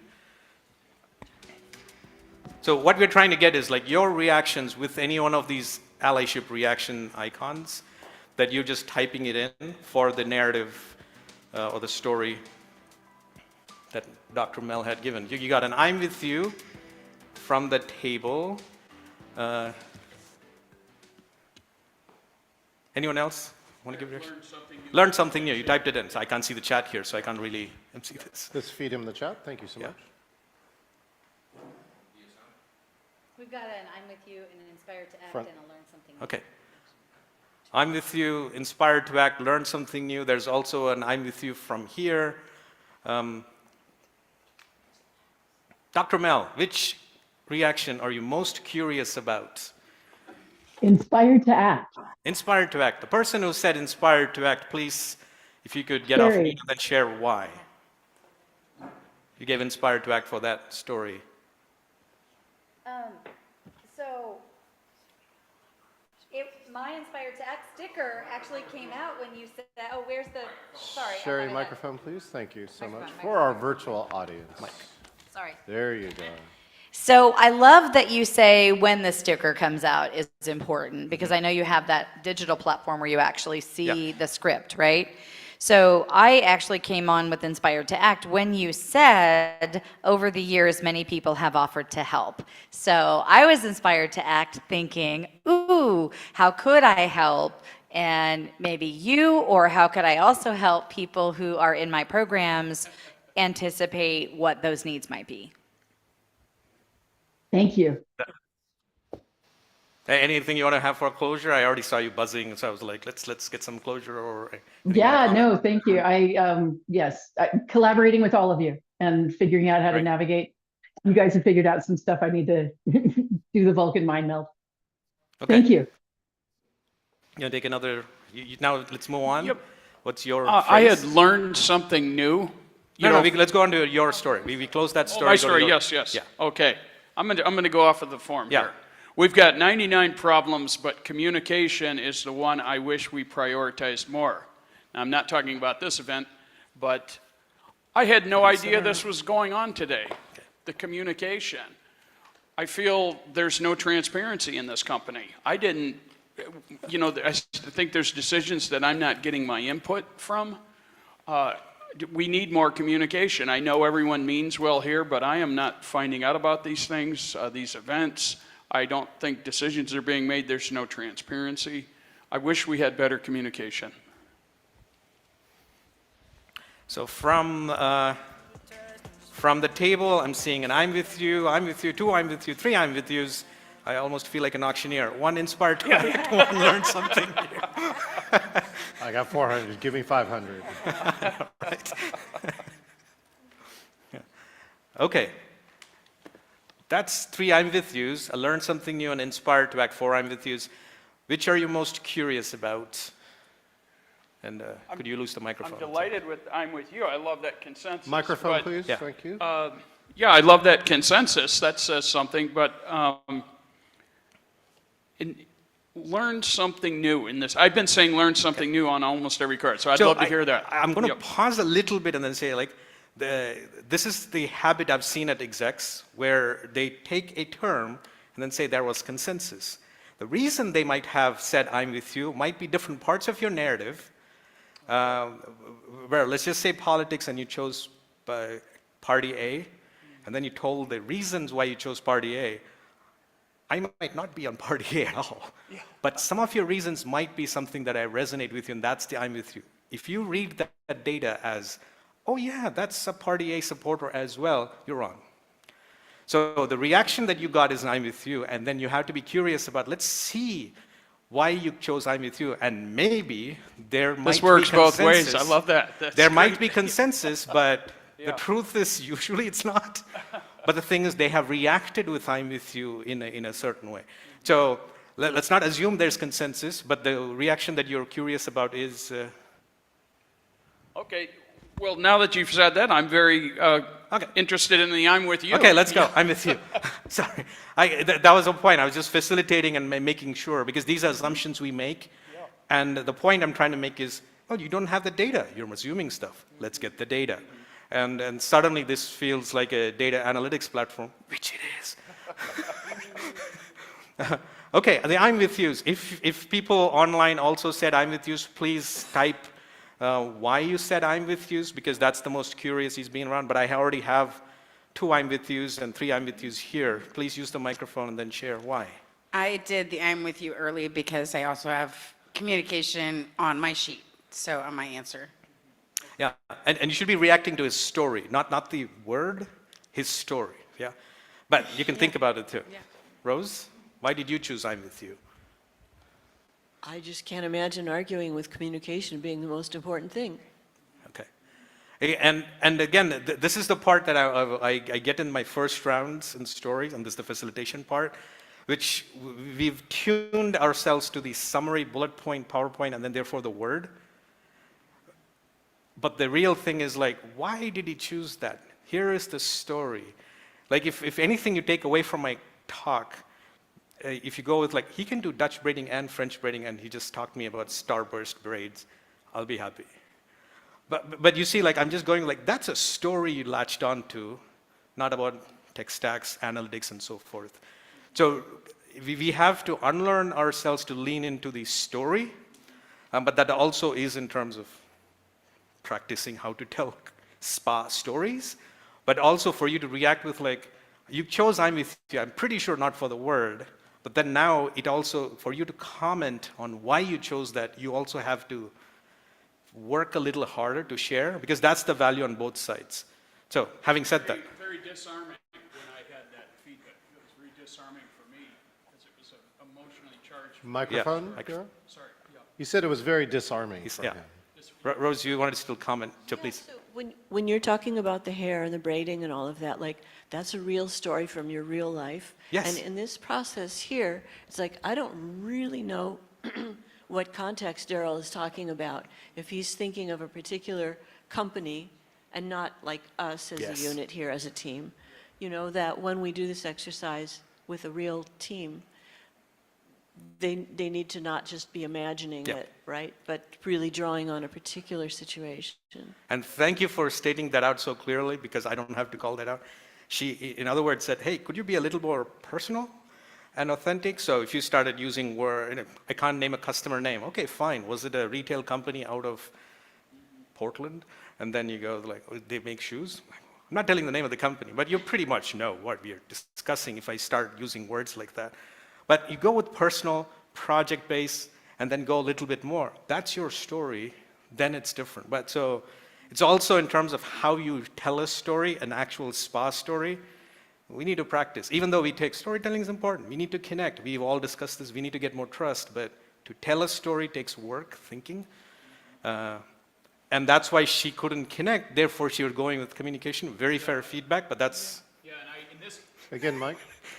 In this case, that was a real problem, and it's with an Yes. organization. Tell us more. I work, yeah. So, yeah, but it's our church, you know, and There you go.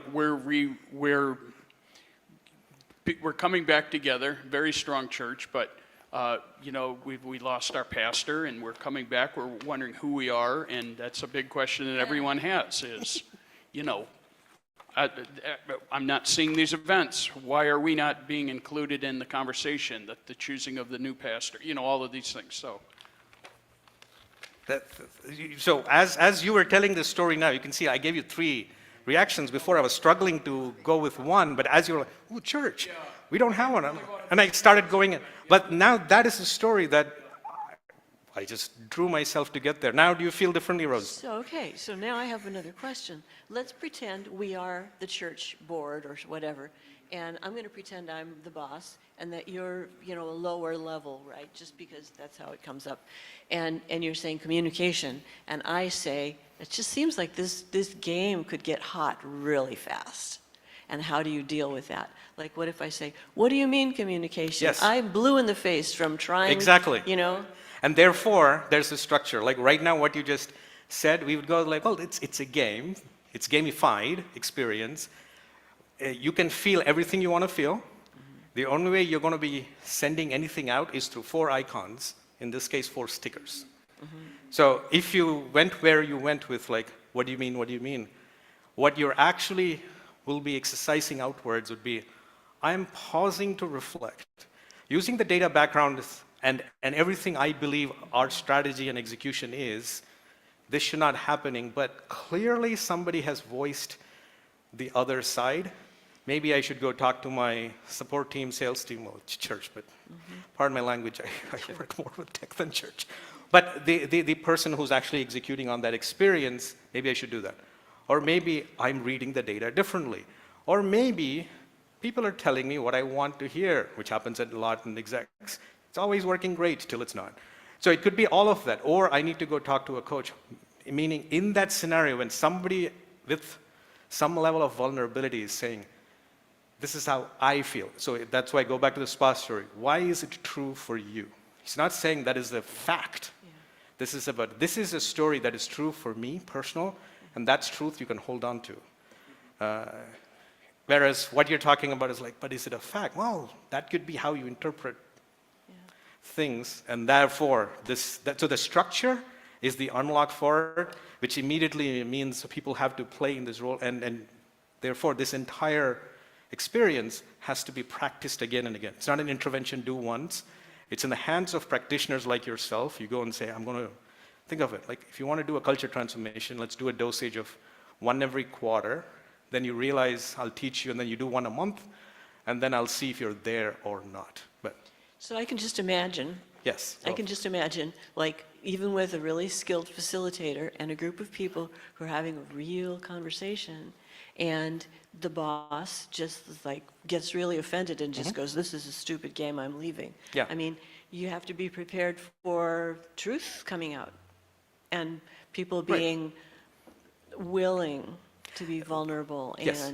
and to just say, I want to listen to you instead of, you know. Yeah. I mean, see that boss, I work with C-level executives, and I also tell them a lot in terms of like, if you take that posture, your first goes like, you're a boss now, and there is the board. And then next reorg, who's going to be the boss? Is it going to be you? Well, if you act like this, you might not be. This is the truth. But I work more in B2B, and they don't take that posture. It's more in terms of, okay, I need to listen, let me engage, and therefore the pausing to reflect is the way to engage. I gotten this information, let me work with executive coach Rose, and then figure out, this is what I'm hearing. I wanted to punch his face, but I didn't. Help me work this through. You're in business, Rose. Yeah. So, and other leadership coaches, because you've gotten data that you cannot get any other way, because it's a story that's captured. And you also have practiced the habit of pausing to reflect. So it could be the data that's coming in, it could be a culture thing, it could be that individual. But once you pause, and you can do research, you can talk it through, you can work, and then you come back. You've taken some time to engage. Now, even if that person, let's just say you're absolutely right in that statement as a leader, that person would have felt heard. And when you come back with, hey, here's why I feel, give me more context, you can change that person's perspective slightly towards you and away from their position with a lot more ease than if you tackled it back then. So you're assuming a certain level of maturity. I am assuming there's a business involved. to be made when that maturity exists in the leadership.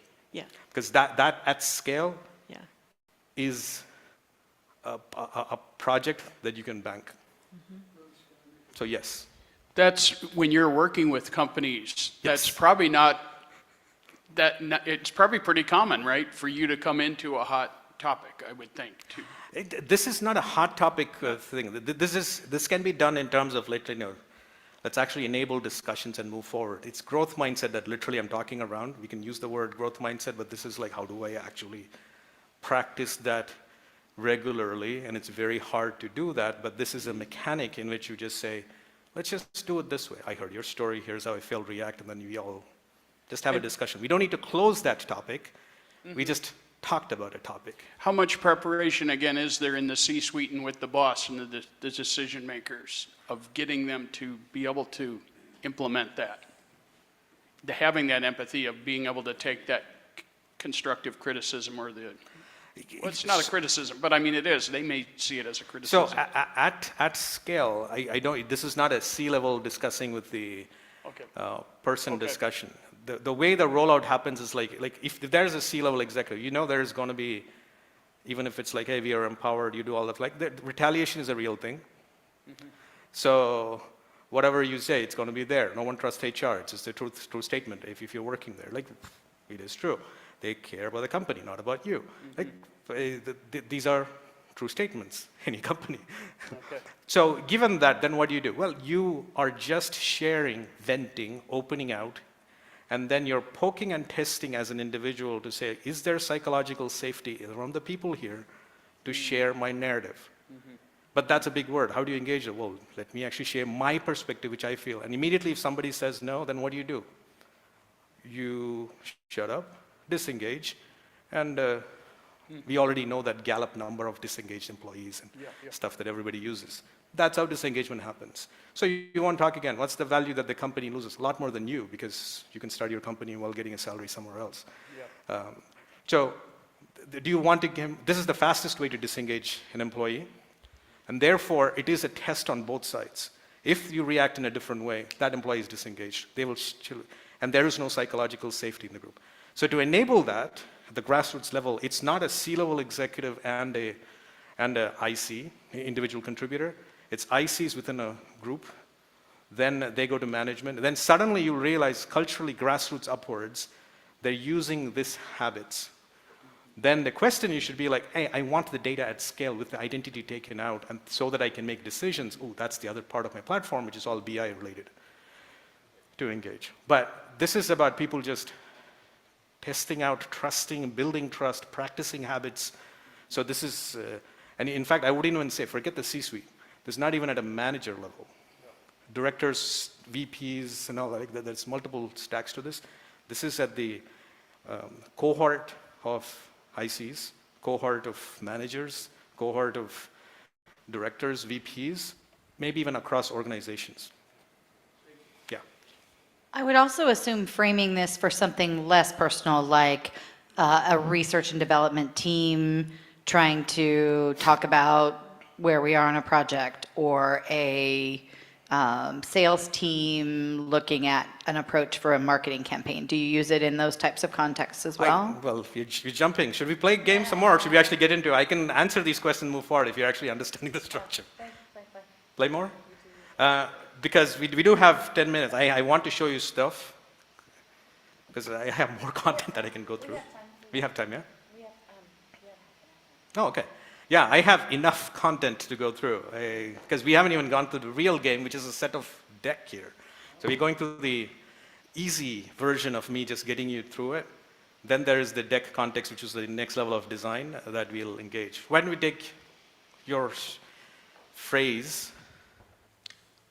Well, let's see.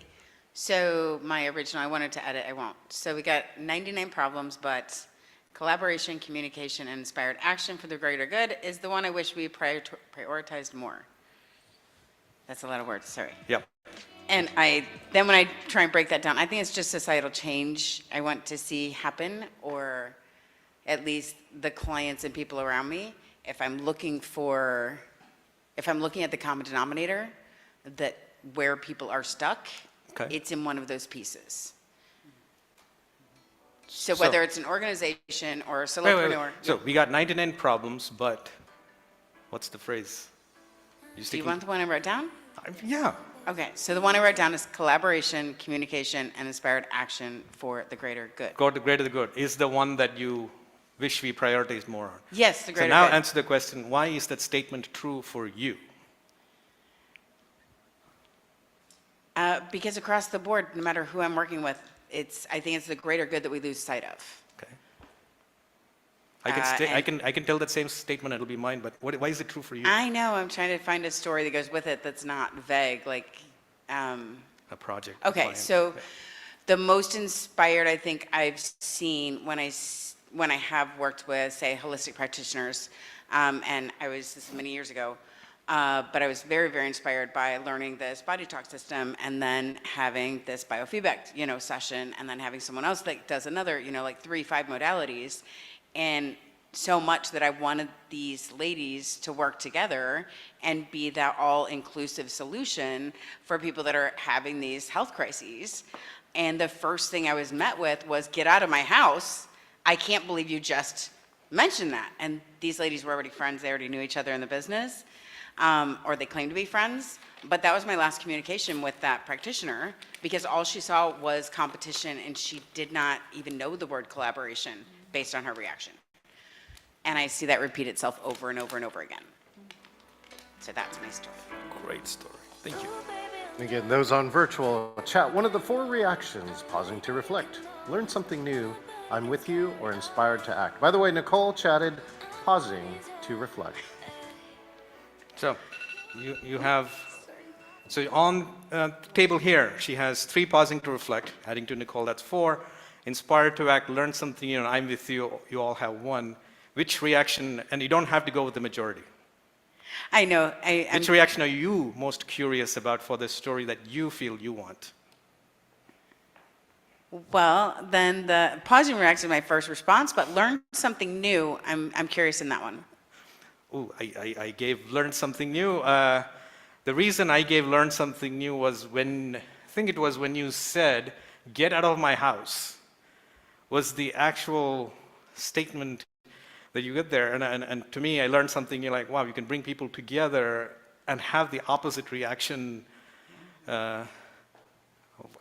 verbalized. I would feel that quite often. But to actually verbalize that when something else happened, I learned something new today. That's why I put that. Dr. Mel and Nicole said, I'm now with you. Okay. Do you feel good? Should we move on to Microphone? That I was inspired by the way the question was phrased, for the greater good. So, I mean, that was interesting that I was kind of biased when I saw that and was, felt kind of an affinity just even before hearing the story. I really liked the thoughtfulness of the way the question was phrased. Her phrase, yeah, okay. Got it. Rose, are we ready for you to take a stab at sharing your phrase? For her, right? No, it's moving on to you. For myself. Okay. So Microphone, please. Thank you. Sure.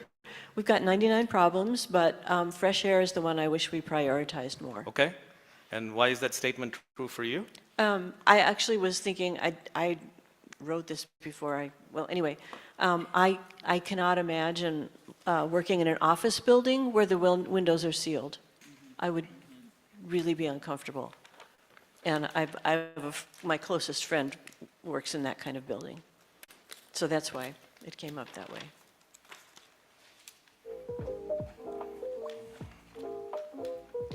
And I can tell you already which one I'm curious about. Okay.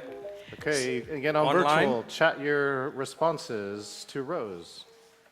Let's just give a minute for any reactions online.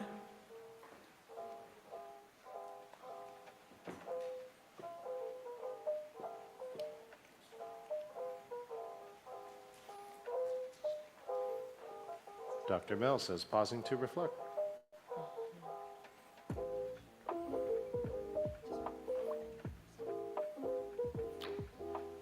So got 2 pausing to reflect, including the 1 from digital. 1 learned something new, 2 I'm with you, and 1 inspired to act. Yvonne, got any response? You can hit the chat. Yvonne is pausing to eat lunch. Oh, she's on another Zoom call right now. Okay.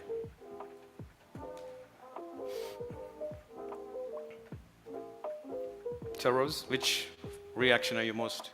I'm most curious about inspired to act and what action. Yeah, I mean, that your health and welfare should, it is for me, but I would think, that was inspired to act and help out or do something with that, for your health and welfare. So I think that was my idea. Great. Anything you want to close out on or clarify? No, it just seems It seems so obvious that it's like a basic human right to breathe fresh air. Yeah. Okay, let's go back to my deck if we can. And thank you. So that was us going through the mechanics of stories. It's actually not how the game set up. That was pretty much my first year trying to get to the mechanics of, okay, there's a prompt, it's a narrative, but you can already see the bad habits that we have ingrained starting to show up. One of the things we didn't talk about, I'll get there, was, what's her name? Julie. Like Julie's phrase, and it got support in terms of the language itself, was at a higher level that encompasses everything. And we are used to giving that support. And I'm here to actually take a different perspective, which you can react any which way you want, to explore. But the thing is, we've gotten so used to ignore our personal narratives and personal needs to take it is about the greater good. When Rose went with like, well, it's about the fresh air because I'm stuck in an office. Or me talking about hair. Like those stories do not come out often enough, and therefore they eventually show up as baggage, resentment, disengagement, like the Gallup numbers show. So one of the things that when I actually do this facilitation, and you probably do this in coaching, is having people give themselves permission to share their personal stories, which puts them in a place of vulnerability. But if everybody starts to react in using this sticker scenario, you start to realize that people go like, well, I actually like my team. There's more trust here. I don't get beat up here. In fact, I get less beat up here than at home kind of situation. Like you actually feel more psychological safety, and without even saying I'm working on employee engagement, you are. Because you're just opening yourself up. And when somebody is doing that, it takes a lot of courage on their end. The worst thing you can do is to say, I'm taking the opposite position, even if you're right. It does not help. So pausing to reflect is the way to start engaging it, which immediately means you have to practice telling spa stories. So that is what we were doing here. So you saw how the entire structure of just 5 people telling stories here, I didn't plan. But I did seed it with a prompt, but you could have written anything you'd want, and which you did. And then we went stories. That's social learning. You did not know I'm going to be talking about hair, or Rose was going to talk about fresh air, but it still moved along, and we were like, I would say, on syllabus in terms of context. Let's talk a little bit about what just happened with the science part of it. So the entire platform is neuroscience backed. So stories light up parts of your brain. And this is your prefrontal cortex, and it starts to light up when a story is told. When you start giving data, this is not the parts of the brain that gets light up. I am not saying data bad, facts bad. I'm actually saying we need both. We need actual stories which are personal so that you can have that prefrontal cortex lighting up. Now, why is that important? That is the learning pathway. So if you just give data, I see the data. Have I learned anything from it? No, I can probably memorize and do that. Meaning it's not ingrained in me to change any habits you haven't bought. So lighting up these parts of the brain is important, and stories do it. So you have access to it with an easy tool. But then the structure and the narrative is important. So I have this image here. And that is how you will see it online when somebody's telling a story. These cards, and then you can just type it out, or you can just speak on Zoom, Google Meets, Teams, whatever you're going to be using, and it transcribes. If you don't speak English and you prefer speaking it in Spanish, then you can do it in Spanish or Mandarin or Japanese or anything. And it works and transcribes in the language that you're doing that, so it actually is inclusive that way. And then when you start aggregating information, you can put it in a language so you can start understanding it. So that, again, is an inclusion part of it. Just letting people speak in a language that they want to, instead of forcing them to speak in a language that they don't want to, because it's America, right? Yes. So if you're doing this with a group and maybe you've got somebody there that, can people be in different languages at the same game? So the way we have set up, so there's multiple levels we're solving for. The quick answer is no. The way we've solved for it is we want to enable inclusion for disabilities as well. And that immediately means transcription so that the entire game can be played using a Braille keyboard. Whereas doing that in an analog format to put Braille stickers and customize it is not realistic.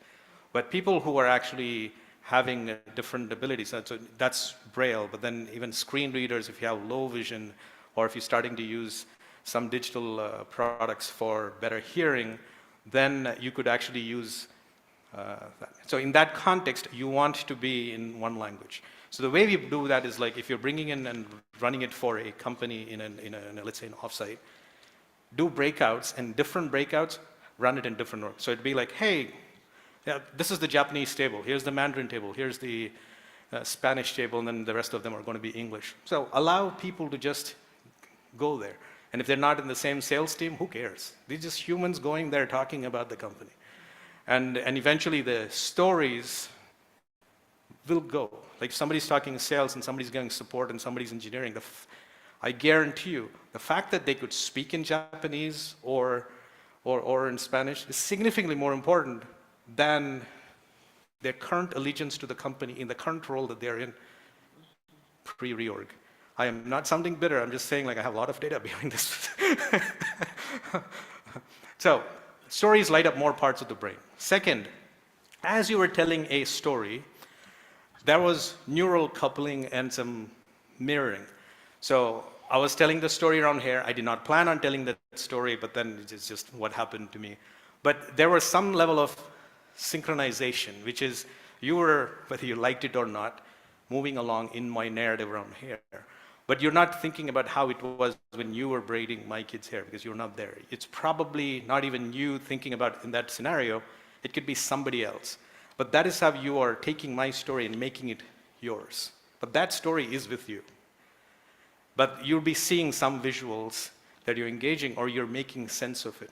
Now, take that to a sales scenario. When somebody's saying strategy, the person is really thinking, how do I make that happen for my account for retail in Seattle? Or my account for DC for my federal organization, or for my manufacturing company or oil and gas in Dallas. And suddenly you realize like your strategy actually is not that important. It's really like, how can I make my numbers for accounting? And that's a sales discussion that they're trying to bridge the gaps. So if you tell a story on here's how it happened, they're listening in terms of their problems. So the problems will still be similar, but oil and gas might be different industry, but problems might be the same compared to tech or retail, and so forth. So that neural coupling of we're talking about a human concept through a story and you're mirroring meant we're learning with a context and moving forward. So that's what happened. So that's the synchronizing audience. You went from one to many, which in a therapy scenario or coaching scenario is not what happens. You're literally doing one-to-one, which is valuable storytelling and reactions. But in scale, this starts to happen. And therefore, it's a very stronger tool for managing. And I'm not really talking about use my software. I'm just saying the ability of stories in a group scenario with some structure enables this, and here's the neuroscience behind it. Then, what happened when you start getting those stickers or reactions? Two things. One, you actually give these reactions, and there are chemicals and hormones that are actually released. Dopamine, the feel-good hormone, that you go like, wow, somebody actually took the effort to put stickers on my card. And that's why I'll call this out. Like I actually took the sheets from under your notepad rows and put it out there because like, don't hold on to it. You're putting it out there. So it's a physical approach of put it out there. And that's vulnerable because you kept it very safe under the notepad and wrote like, here's, fresh. I'm just calling you out because I felt like you didn't even think about it. It was just there. And we do that so often. I'm going to put myself, I'm vulnerable. It's going to be under my laptop and my notepad, and it's under. I actually took it out and put there, and then she just backed. She probably didn't, she backed a little. And I put it there, and then there were stickers coming in. But then when it was attracting data, it was like, cool. But otherwise, you missed all of that gifts people are willing to throw at you. So vulnerability, and this is very Brené Brown, right? That when you start putting it in the right way, then you start attracting it, and done at scale with a good structure, psychological safety moves up again and again and again. Then your leadership problems get better because people can do the work. Before, people didn't care. It's just about numbers. So what that happened there was this thing around. I see a different screen here. Is that? Yeah. Yeah. So it is around the hormones that you're actually seeing come out, which is dopamine. It makes you feel good.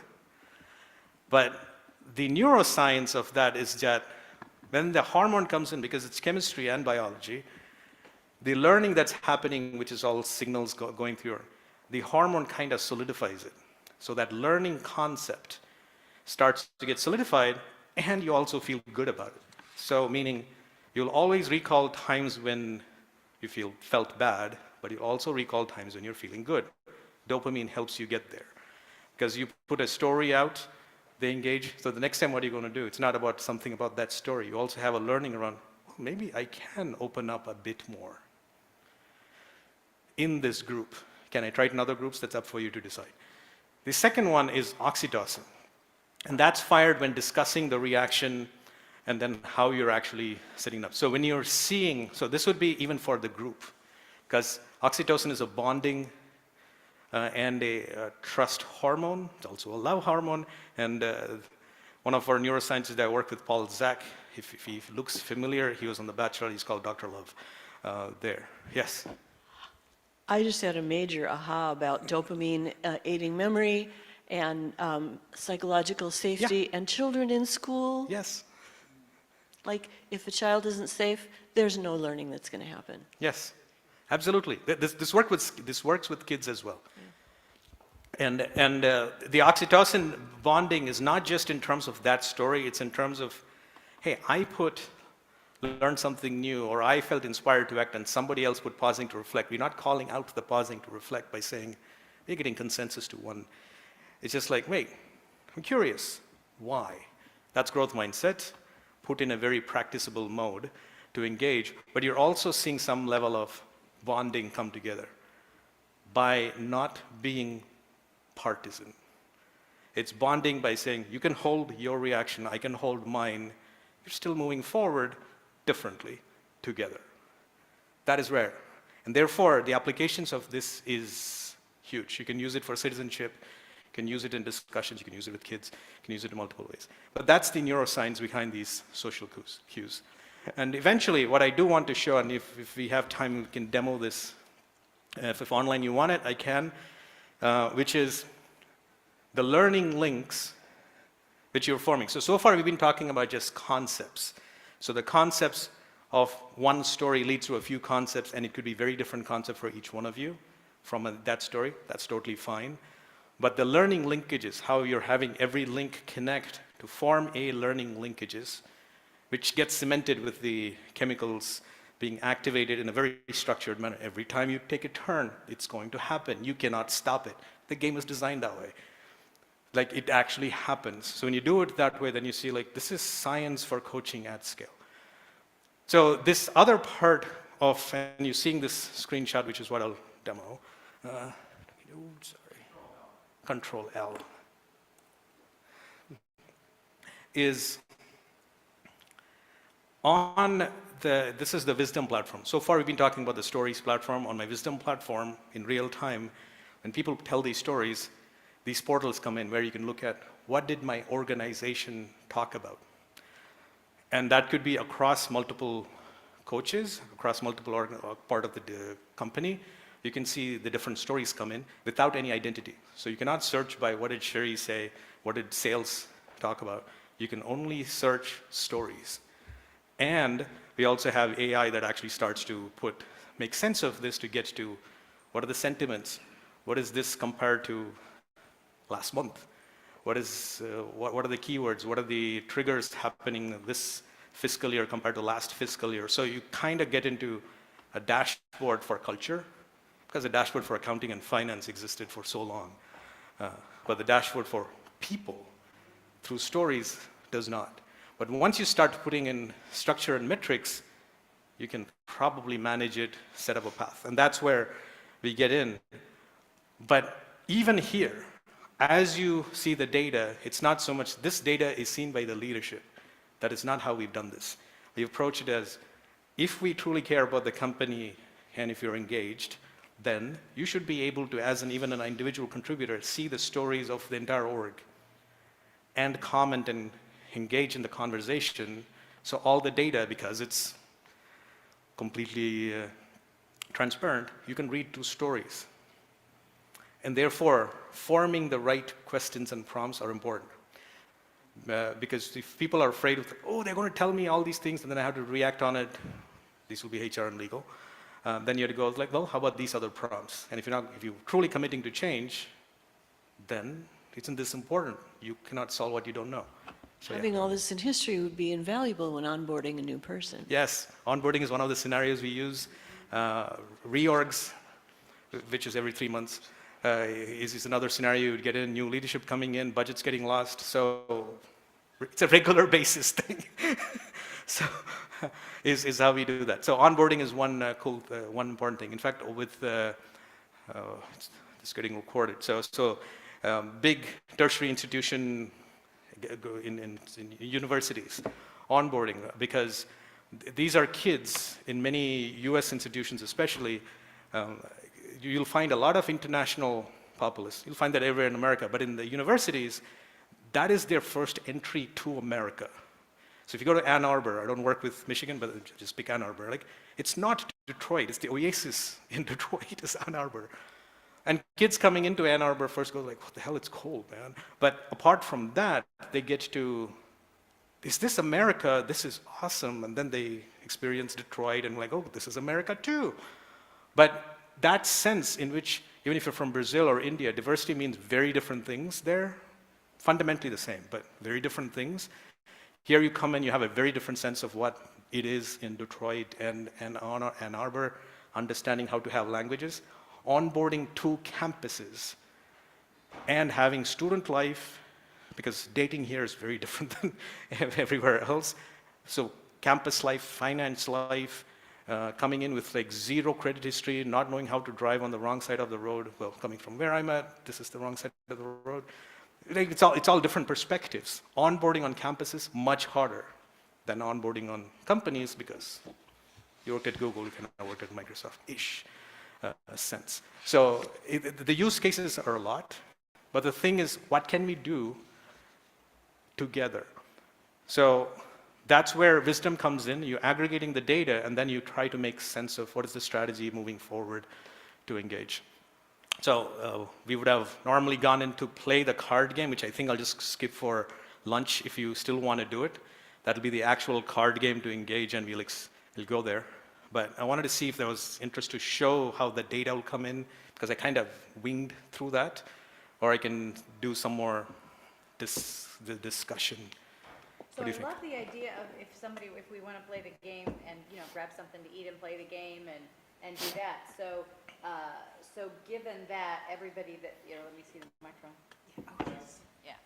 So I love the idea. Playing the game is going to work better in person. So on the lunch break, we can do the demo of the game if that's something some of you are willing to do. So as we look at what we've seen, then what things do you want to ask Pradeep about, or do you want him to elaborate on? He is talking about the statistics. Remember, we talked about how statistics have no soul and humans do have a soul. And so how do you be accountable to these statistics? And this is statistics, and he hasn't gone into that. So he's asking if anybody's interested in hearing that part or questions. Yeah.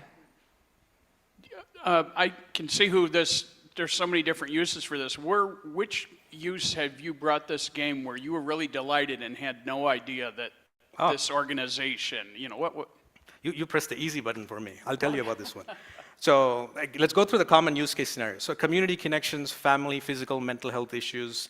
In terms of community, that's engagement. But in the hands of certain practices, so let's say some of you, actually, that Dr. Mel might get into it. So if let's just say, take Dr. Mel's practice where she's going from van to van and then engaging, and I'm just going like, you don't scale.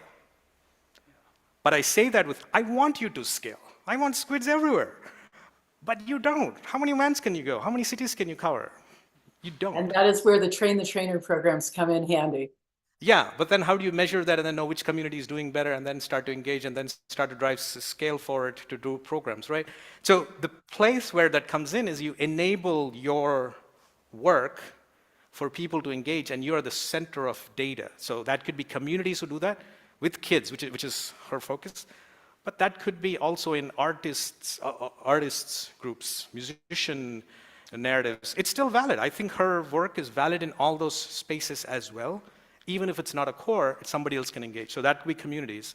I'm completely in org, but I don't get into consulting myself unless I'm forced to.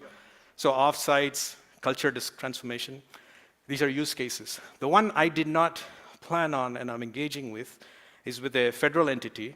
And we are going with and I started with, 10 minutes. So with loneliness, ... suicides. And the metric of success, they're looking at like, can I reduce the number of suicides? And I'm like, that's a very easy, measurable, sadly, measurable metric. And they go like, how do you see this connection? And they went like, oh, you're talking about connection. Yes. And they were like, we have decades of research that went with, if we increase the connection within our teams, I'm just using some other language so I don't throw my customer away. If you use connection within groups and teams, then they feel less lonely. And we know that unconnected, lonely individuals, their numbers for suicides go up. So we want to bring them in connection, and we want to enable ways in which the discussions are happening, and they feel that let's talk could be one of the other options. Let's connect could be one of the other options in a way that they want to be heard. So that is not something that That was pretty dramatic. I bet I can just see your expression when you got that. But it also goes with, like, after 2 decades of big tech making a lot of money for lots of people who already have a lot of money, I cannot say I saved a life. Yeah, but maybe in a couple of years, I can go and say I saved a life, and I'm like, that's a retirement story I can tell for my kids, right? So that's the narrative that I'm getting on. But that is federal government entity that's actually working in a specific way. But guess what? Middle school needs it, high school needs it, colleges need it. And this is not just America, this is out there. So that's where I'm like, but it's not my space, but in the hands of people, this could be. Nicole said she just got chills. To you, Rose. And not just suicide, but bullying. There's something there. Yes. Yeah. So again, these are use cases that it's completely customizable in the hands of people with their passion, their network and community. Go there. I'm at the core, I'm an infrastructure business. I enable partners for whatever community and use cases they want. So you are the data hub. Well, you've seen I've done design and art forms too, but yes. But from this, I mean, people could hire you or whatever, and so I'll go very specific. So I have existing conversation platforms for engaging employees, engaging customers, right? Engage employees, diversity edition, that's what we were going to be engaging around. Then team and culture, careers, accessibility, innovation, sustainability, but this is that scenario. But why is there not a squid pack here? Well, because a partner potentially hasn't built that yet. Once she does, she can take it to her clients or go on. I'm just picking on Dr. Mel because she went right before me and I saw her stuff. But it could be any one of your books, your ethos, and then your communities, and then your clientele to engage. And that's your scale. So that is how I'm doing that. Like, the example I usually give for people to understand is like, Microsoft builds PowerPoint, McKinsey uses PowerPoint, they sell that deck for $1 million. Accenture sells it for 100K. Then a kidnapper uses that and then tries to do something else. Microsoft still gets the $5 per month per user license. They don't make a fraction of the million, neither do they get to go to jail for the kidnapper usage. So, but the uses is the imagination of the people and where they want to take it with the scope of their work. That means I'm just plumbing. It's a very well-designed neuroscience-backed plumbing, but in the hands of people with their passion, you can take it to your audience, have your flavor there, and then be at the center of the hub for the space you want to be in. And that's how, like, I didn't think this would be, like, I didn't go with, here's my B2B plan, and then we're going to help with potentially reducing suicides. It's like, I was taken there, I'm like, wow, I have no background in this. And then they're like, but you thought all of this through. I'm like, not that way. But we are actually beginning to see how we can help there, and that's engaging. There's so many other use cases. But specifically, how you can engage with, like, we have these certifications. First, let me start with, the certifications are free. So a facilitator certification would be somebody who's just able to facilitate the game to your clients. So how do you do that? How do you structure it? How are you comfortable? We get to do that. And then you can explore, you can have these discussions. But that would be how they can come in. So with this audience, I usually go with, like, sure, your client can talk to me, but I don't want to be in that business. I want in the business of, you should take this to your client if this is of value to you, but we can work through how we customize it for something that makes sense to you. What I do have is very basic views of some examples that are very different. But we get through the mechanics of how this all comes together here. Okay. So that was the essence of stories and wisdom. Thank you for engaging. This is Pradeep, and glad to continue the conversation with all of you. Yeah. That's Pradeep. All right, Pradeep, we do have about 3 or 4 minutes if you'd like to take a question or two before we wrap up for lunch break. Anybody? We have Rose, of course, with us. Go ahead, Rose. I'm full of questions. So is this on the market now? Yes.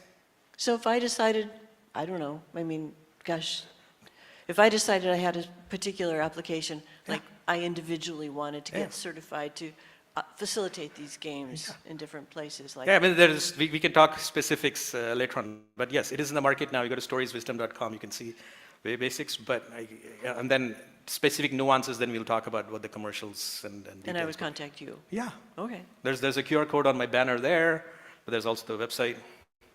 The QR code on the certification is literally going towards a Google form where you can fill out and then say, hey, I want to be certified, and then help me work through.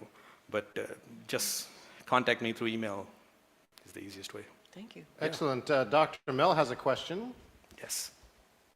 Thank you so much for picking on me. And I would love to talk more about the suicide stuff too, because part of what I've been working on is in that space of how do we help people make better choices when things are dark. So how do we interrupt the cycle of abuse, things like that. So please continue. Almost 20 years ago, I was in school, Carnegie Mellon, Pittsburgh. And then when I just had graduated, I had seen this guy on, and my whole thing around politics was Colbert and Jon Stewart back then. And I had seen this guy with this book called The Lucifer Effect show up. It was Dr. Philip Zimbardo talking about the SPE and then engaging. So I had actually used that to design some of my projects at Microsoft to have executives work with students to set up where I could have some data. So the SPE at its core gets down to roles, manipulation, not manipulation, like that's just humans' roles, they just get into it and then go deeply, and I was going to look at, okay, how does that line up with roles engagement? So I might have stopped you. We have a lot to talk about there. I'm going to stop you a little bit to go there, so yes, definitely want to work with you.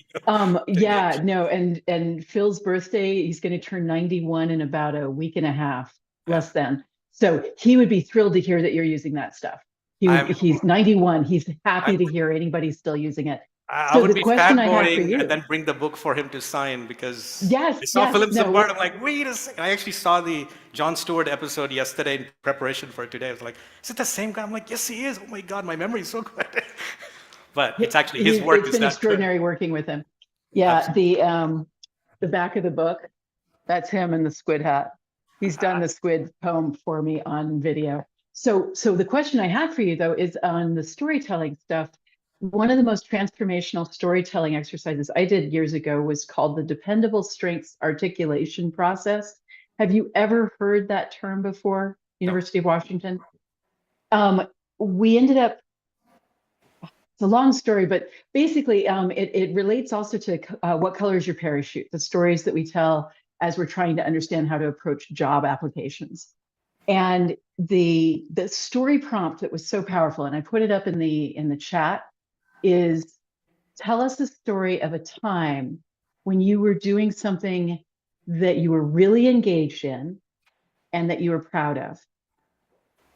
And to have people share that story and then the reflection back, the activity for the audience. So people were broken up into groups of 4. The other 3 people would come back with, you know what that story shows me is that you have perseverance, you have creativity, you have, whether it was learning how to ride your bike and making it through that learning curve, or becoming a public speaker and making it through that learning curve, and it was this incredible connection between the 4 people in the group of that storytelling that you've been describing. So I just wanted to share that's one of the techniques. And yes, we should talk more about Zimbardo and heroic imagination.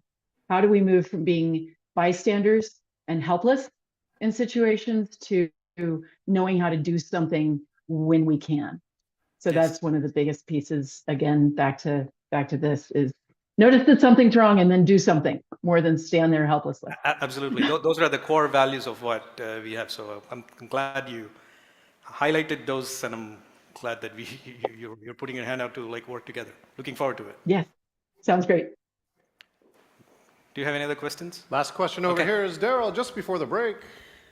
Oh, great job. Wonderful. Thank you. There's a lot of certifications out there right now. Yes. And, what do we bring into our programs?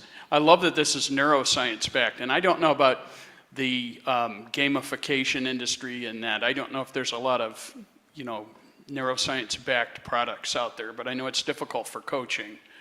So I think this is great. And certifications are expensive. So thank you for making that accessible, free, right? I mean, that's pretty good. So. But very powerful, and I really just love that story, and I can just see you falling off your chair when you got that request from the government. So congratulations. I'm very interested. So. Thank you. Pradeep, do you have a final word for us before we hit the break? Well, thanks for the time and the engagement.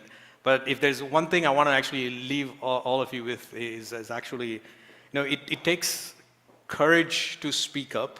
And it takes even more courage to speak about our problems. Almost all of us want to change the world and have this extrinsic conversation about fixing something else, but the one thing we can control is you. So choosing to share your story with others, and when somebody does that, being able to react with, and then we have examples of the allyship reactions, is so simple, but extremely powerful, and I'm just encouraging you to try doing that. And then if you fall a little bit, just try the different groups and then experiment and engage. That's what I want to leave you with. Take the courage, give yourself and others a chance. The world's not that bad as we are meant. They're saying in political narratives and by all the consultants. It's actually good people out there predominantly. So.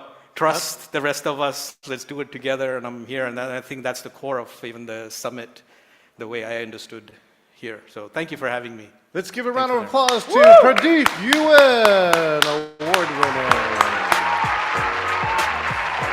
All right. Again, I'm John Chen, your co-host here at the Star Marketing Summit, and it's lunchtime here at the Star Marketing Summit. We're going to take a break here and come back at 1:30 p.m. Pacific. Pacific Standard Time. Here's what we got on the docket. Eric Gerard is in the house. He's going to share us about empathy. Coming up next, right after that, we're going to have Representation Matters with Stephen Matley. And then the closing keynote today is Michael "The Wands" Wansley. He is a double platinum Grammy with 1.8 billion views, but most importantly, he's going to share with you how to be a unicorn. You know, speaking of unicorns, I just want to give a shout out to my virtual audience here. If you are on virtual with me, you are in gallery, please do me a favor and wave or say goodbye to our live stream audience. Come back here, right here in 30 minutes. Thank you, everyone, here at the Star Marketing Summit.